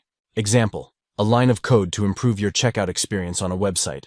Once someone received this code, they could try and use it without paying you, or a series of opening messages for picking up girls, or opening sentences for messaging cold prospects. Things that are very valuable but incredibly easy to steal after they've been seen, understood. My take. This can enhance the persuasiveness of the sale and the value of the product or service.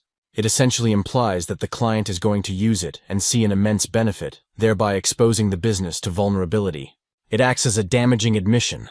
We have an all sales are final policy, but that is because our product is so exclusive and so powerful that once used, it cannot be unused.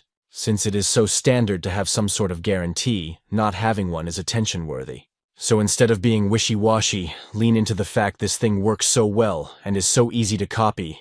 You must make all sales final. They'll believe you even more if you take this position. We are going to show you our proprietary process that we are using right now to generate leads in our business. Our funnels, ads, and metrics. We're going to be exposing the inner workings of our business. As a result, all sales are final. Note, strong reason why is needed here. Just make one up that sounds compelling. The more you can show real exposure, the more effective this will be. Anti-guarantees can also work very well with high-ticket products and services that require a lot of work or customization. If you're the type of customer who needs a guarantee before taking a jump, then you are not the type of person we want to work with. We want motivated self-starters who can follow instructions and are not looking for a way out before they even begin. If you are not serious, don't buy it. But if you are, boy, are you going to make a killing. From these examples, you should get the idea. Implied guarantees, performance models, revenue shares, and profit sharing performance. A. Only pay me X per sale or X per show we. XX per pound lost revenue share. A. 10% of top-line revenue. B. 20% profit share. C. 25% of revenue growth from baseline profit share. A. X% of profit. B. X% of gross profit ratchets. 10% if over X, 20% if over Y, 30% if over Z. Bonuses, target triggers, I get X when Y occurs. What the client gets. If you do not perform, they do not have to pay. If you perform, your compensation has been determined based on an agreement decided upon before you begin working. My take: performance, revenue share, and profit shares aren't guarantees per se, but for all intents and purposes, they are. There is an implied guarantee whenever you enter into a revenue share or performance partnership. If you don't make money, you don't have to pay me. In my opinion, this is one of, if not the most desirable setup. First, because it makes you accountable to your client's results. Second, it weeds out low performers. Perfect alignment between client and service provider fosters collaboration and a long-term relationship. I'm a big fan. The drawbacks are tracking and collection, so if you can find a way around that, you've hit a gold mine. This is a part of the offer we teach our agencies who use our software. We help them switch from a retainer model to a performance model and wrap that into the Grand Slam offer I walked through earlier. I've seen countless agencies go from $20,000 per month to $200,000 plus per month in a matter of a few months. You can also pair a revenue share or performance setup with a minimum. It would be like saying, we get the greater of $10,000 or 10% of revenue generated. So if the client doesn't generate money because of whatever reason, this at least covers your costs of services, etc. Or saying we get $1,000 most so for the first 3 months. Then after that, it switches to 100% performance. This would be ideal for a setup that takes a lot of time to get going. These types of offers work well when you have quantifiable outcomes. The stronger, of course, is no guaranteed payment without performance. Create your own winning guarantee. Reversing risk is the #1 way to increase the conversion of an offer. Experienced marketers spend as much time crafting their guarantees as the deliverables themselves. It's that important. I have personally used all the guarantees listed above, except for the hotel and phone call one, which I just saw and liked. But you can come up with your own. The key is to identify a client's biggest fears, pain, and perceived obstacles. What do they not want to have happen if they pay you? What are they most afraid of? Reverse their fears into a guarantee. Think of the time, emotion, and outside costs associated with any program or service. The more specific and creative the guarantee is, the better. That being said, guarantees are enhancers. They can enhance the magnetism or attraction of any offer, but they cannot make a business. If a guarantee is used to cover up a poor sales team or a poor product, it will backfire into lots of refunds. No bueno. My advice: start selling service-based guarantees or setting up performance partnerships. This will make all sales final, so no fear from refunds. Most importantly, it will commit you to your customers' results and keep you honest. From there, either keep that guarantee and scale, perfectly fine, or move up the food chain to less restrictive guarantees to increase volume. We now have a core offer built and guarantees chosen. Next up. Now all we have to do is put a bow on this puppy and actually name it. Naming an offer correctly determines how well your advertising converts, how big of a response you get from outbound emails, cold calls, texts, and how many inbound responses you get from organic comments. It matters. That being said, I will show you how to generate unlimited names or wrapping paper for your offer. That way it never fatigues, no matter how small your market may be. This is the key to evergreen lead generation. Enhancing the offer. Naming implicit egotism effect. We are generally drawn to the things and people that most resemble us. Like the tree that falls in the forest that no one hears. Having a Grand Slam offer will not make you money if no one finds out about it. The goal must be that upon hearing about your offer, your ideal prospects are interested enough to take action. Naming it properly is an integral part of this process. Here's an example. Say you see a free 6-week stress release challenge and a float tank center session. While they may be the same thing, just named differently, you're much more likely to respond to the first. Now here's the rub. Over time, offers fatigue. And in local markets, they fatigue even faster. Why? In a local market, it costs relatively little to reach an entire population. On most platforms, you can reach 1,000 people for about $20. So if there are 200,000 people in your addressable area, then it would only cost you $10,000 to reach all of them one time. Important disclaimer. Reaching an audience one time in no way means an offer is fatigued. Most people don't even notice an offer on the first mention. That's why you need to create new creative, videos, images, and new hooks, stories, and copy around the same offers. You can still use offers for a long time. But when we're talking about years of use, not months, offers can eventually fatigue. Over time, you can rename the offer to refresh it. This one concept will get you leads forever. I mean it, so pay attention. We are not changing the actual offer. We are only changing the wrapping paper. If you've put together a bundled offering, you're still ultimately going to be doing the same things. The work you do, services you provide, and products you offer will remain unchanged as the name shifts. Again, we're simply changing the wrapper. Here's the simplest formula I've come up with for this process. Important note. Not all these components are mandatory. You will typically use 3 to 5 of them in naming a program or service. If you can fit them all in, great, but it's likely the name will become too long. The shorter and punchier, the better. So it's a balance between brevity and specificity. The only way to really know what works is to write the names out and test them. Let's run through the components now. Author note. Marketing theory.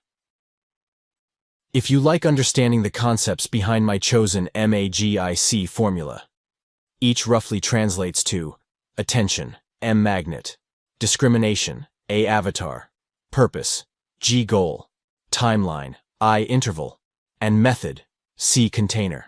Make a magnetic reason why. We start the name with a word or phrase that tells people the reason why we are running our promotion. I like to tell people to think like a fraternity party planner. When I was in college, we had a party once because a guy got his wisdom teeth removed. I say this to say, the reason why can literally be anything. It really doesn't matter, so long as you believe it. And you can even make a joke of it like the fraternity example. But this should answer one or both of the following questions. Why are they making this great offer? Or, why should I respond to this offer? What's in it for me? Examples. Free, 88% off.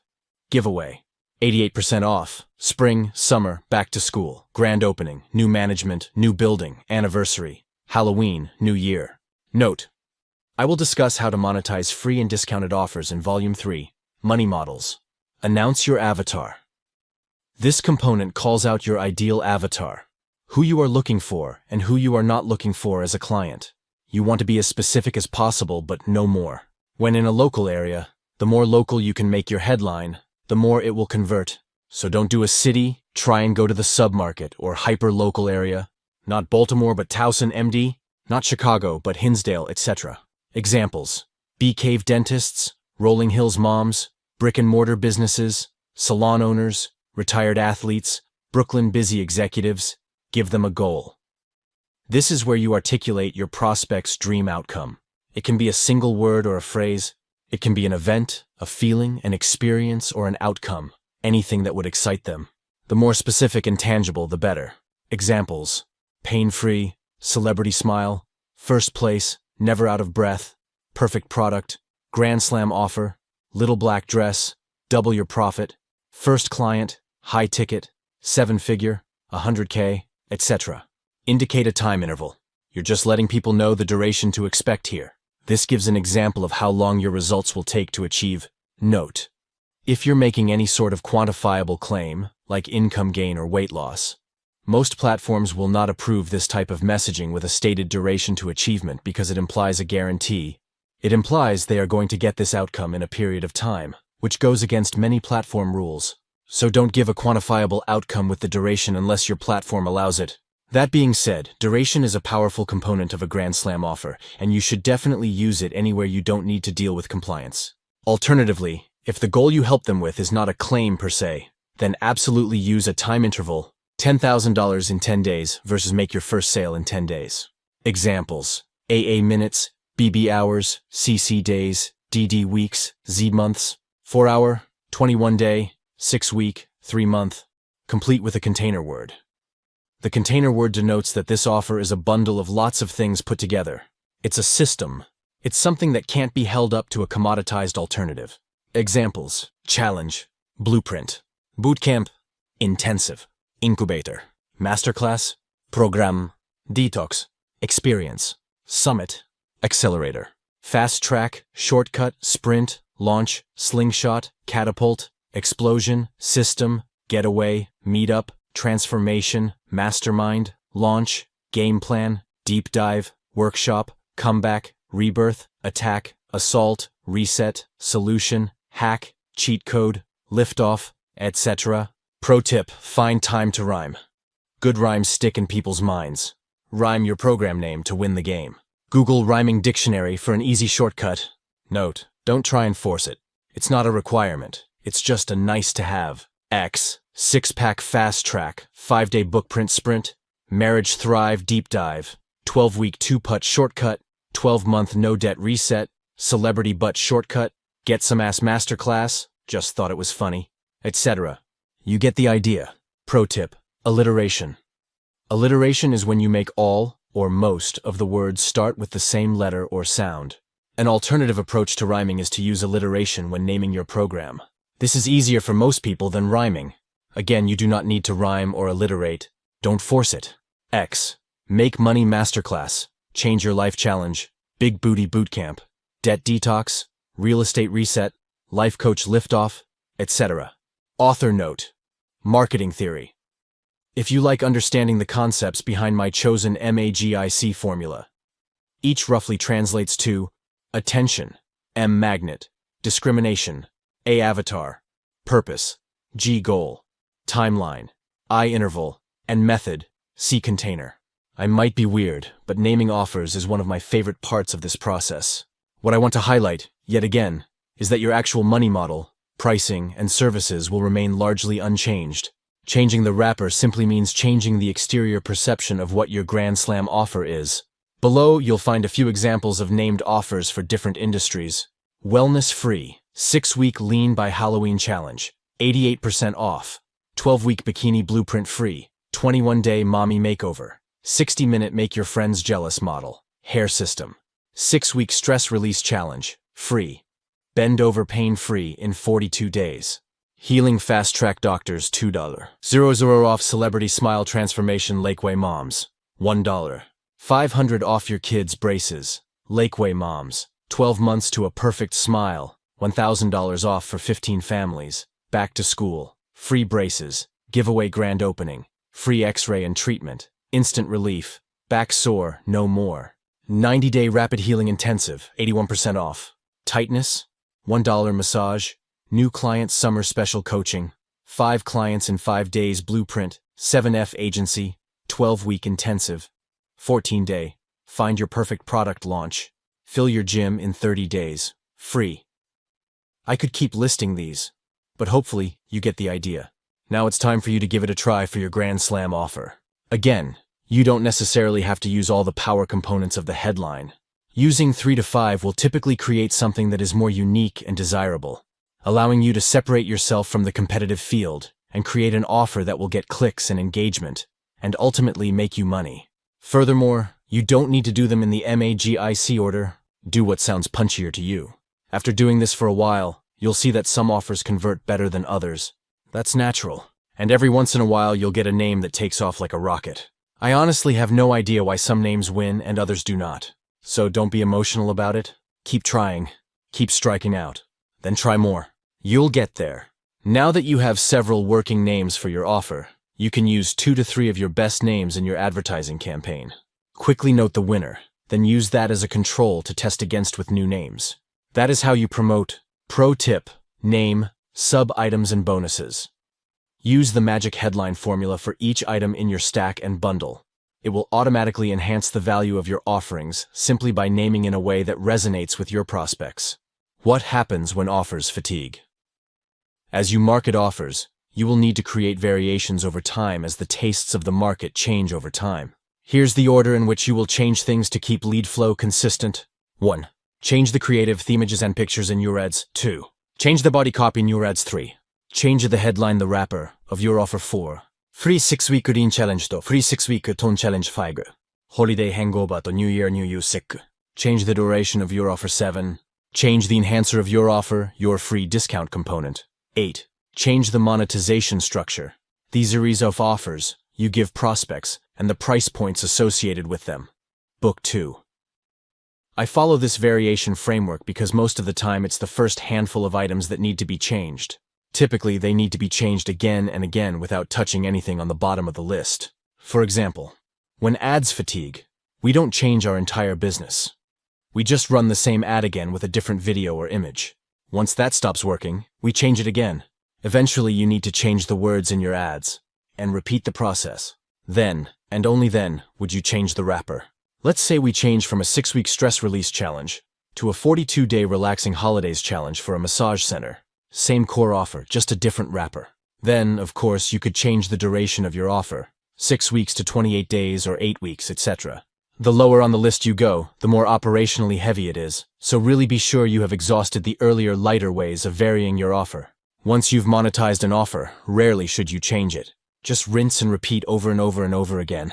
This can be hard because we are entrepreneurs and love change. Change here usually just creates inefficiency and operational drag, costing you money. No bueno. So use your entrepreneurial ADD on the wrapper first. The look and feel of the offer. Copy creative headlines. Then change the seasonality of the offer. Then change the duration. If you're still stuck, change what you are giving away for free or discount. Change the entire machine behind it only as a last resort, and for a darn good reason, especially once you get traction. But how do you get initial traction? Good question. Try the offer structure and headline that you think has the highest likelihood of working, then stick with it. And if they don't convert at first, don't worry. You'll get better. Oftentimes, if you are using these types of models, many of them will work. In that case, stick with the one that gives you the highest return. You can also rotate between offers if it doesn't create lots of operational drag for your type of business. This is the ultimate position of power. You have multiple aces in the hole that you can play at any time, which keeps your marketing converting at an even higher level. Author note: marketing local businesses. Ironically, local business marketing is both easier and harder than national level marketing. It's easier to get to work, but harder to keep working or scale. And the reason is, in local markets, it's easier because there is trust in the familiar. So selling in person at higher prices in a local market is inherently easier. It means you will convert a much higher percentage of your leads. This makes marketing work most of the time. The downside of local marketing is that offers fatigue rapidly, because there is only a limited radius that a local business can serve. To reference an earlier concept, the TAM, total addressable market, for a brick and mortar is only its immediate radius, most times. So by extension, the smaller the radius, the faster offers fatigue. This is the double-edged sword of local. Learning to rapidly variate my offers, headlines, and creative when I had my local businesses was a cornerstone skill that made my expansion to national-level advertising much easier for me. So, if you are in a local market, just remember you aren't going to change the value stack of your offer. You are just going to change the way it looks to the marketplace in your marketing. Naming summary. We must appropriately name our offer to attract the right avatar to our business. True to the moniker, people do judge a book by its cover. Half-ass naming your product or offering can ruin conversions. Don't fall victim to lazy naming. Follow the steps here to name your product or service offering and watch the same offer get 2x, 3x, or 10x the response rate. You'll believe it when you see it. I know I did. Enhancing your offer section recap. Congrats. You figured out how to make your offer valuable, how to break your services into components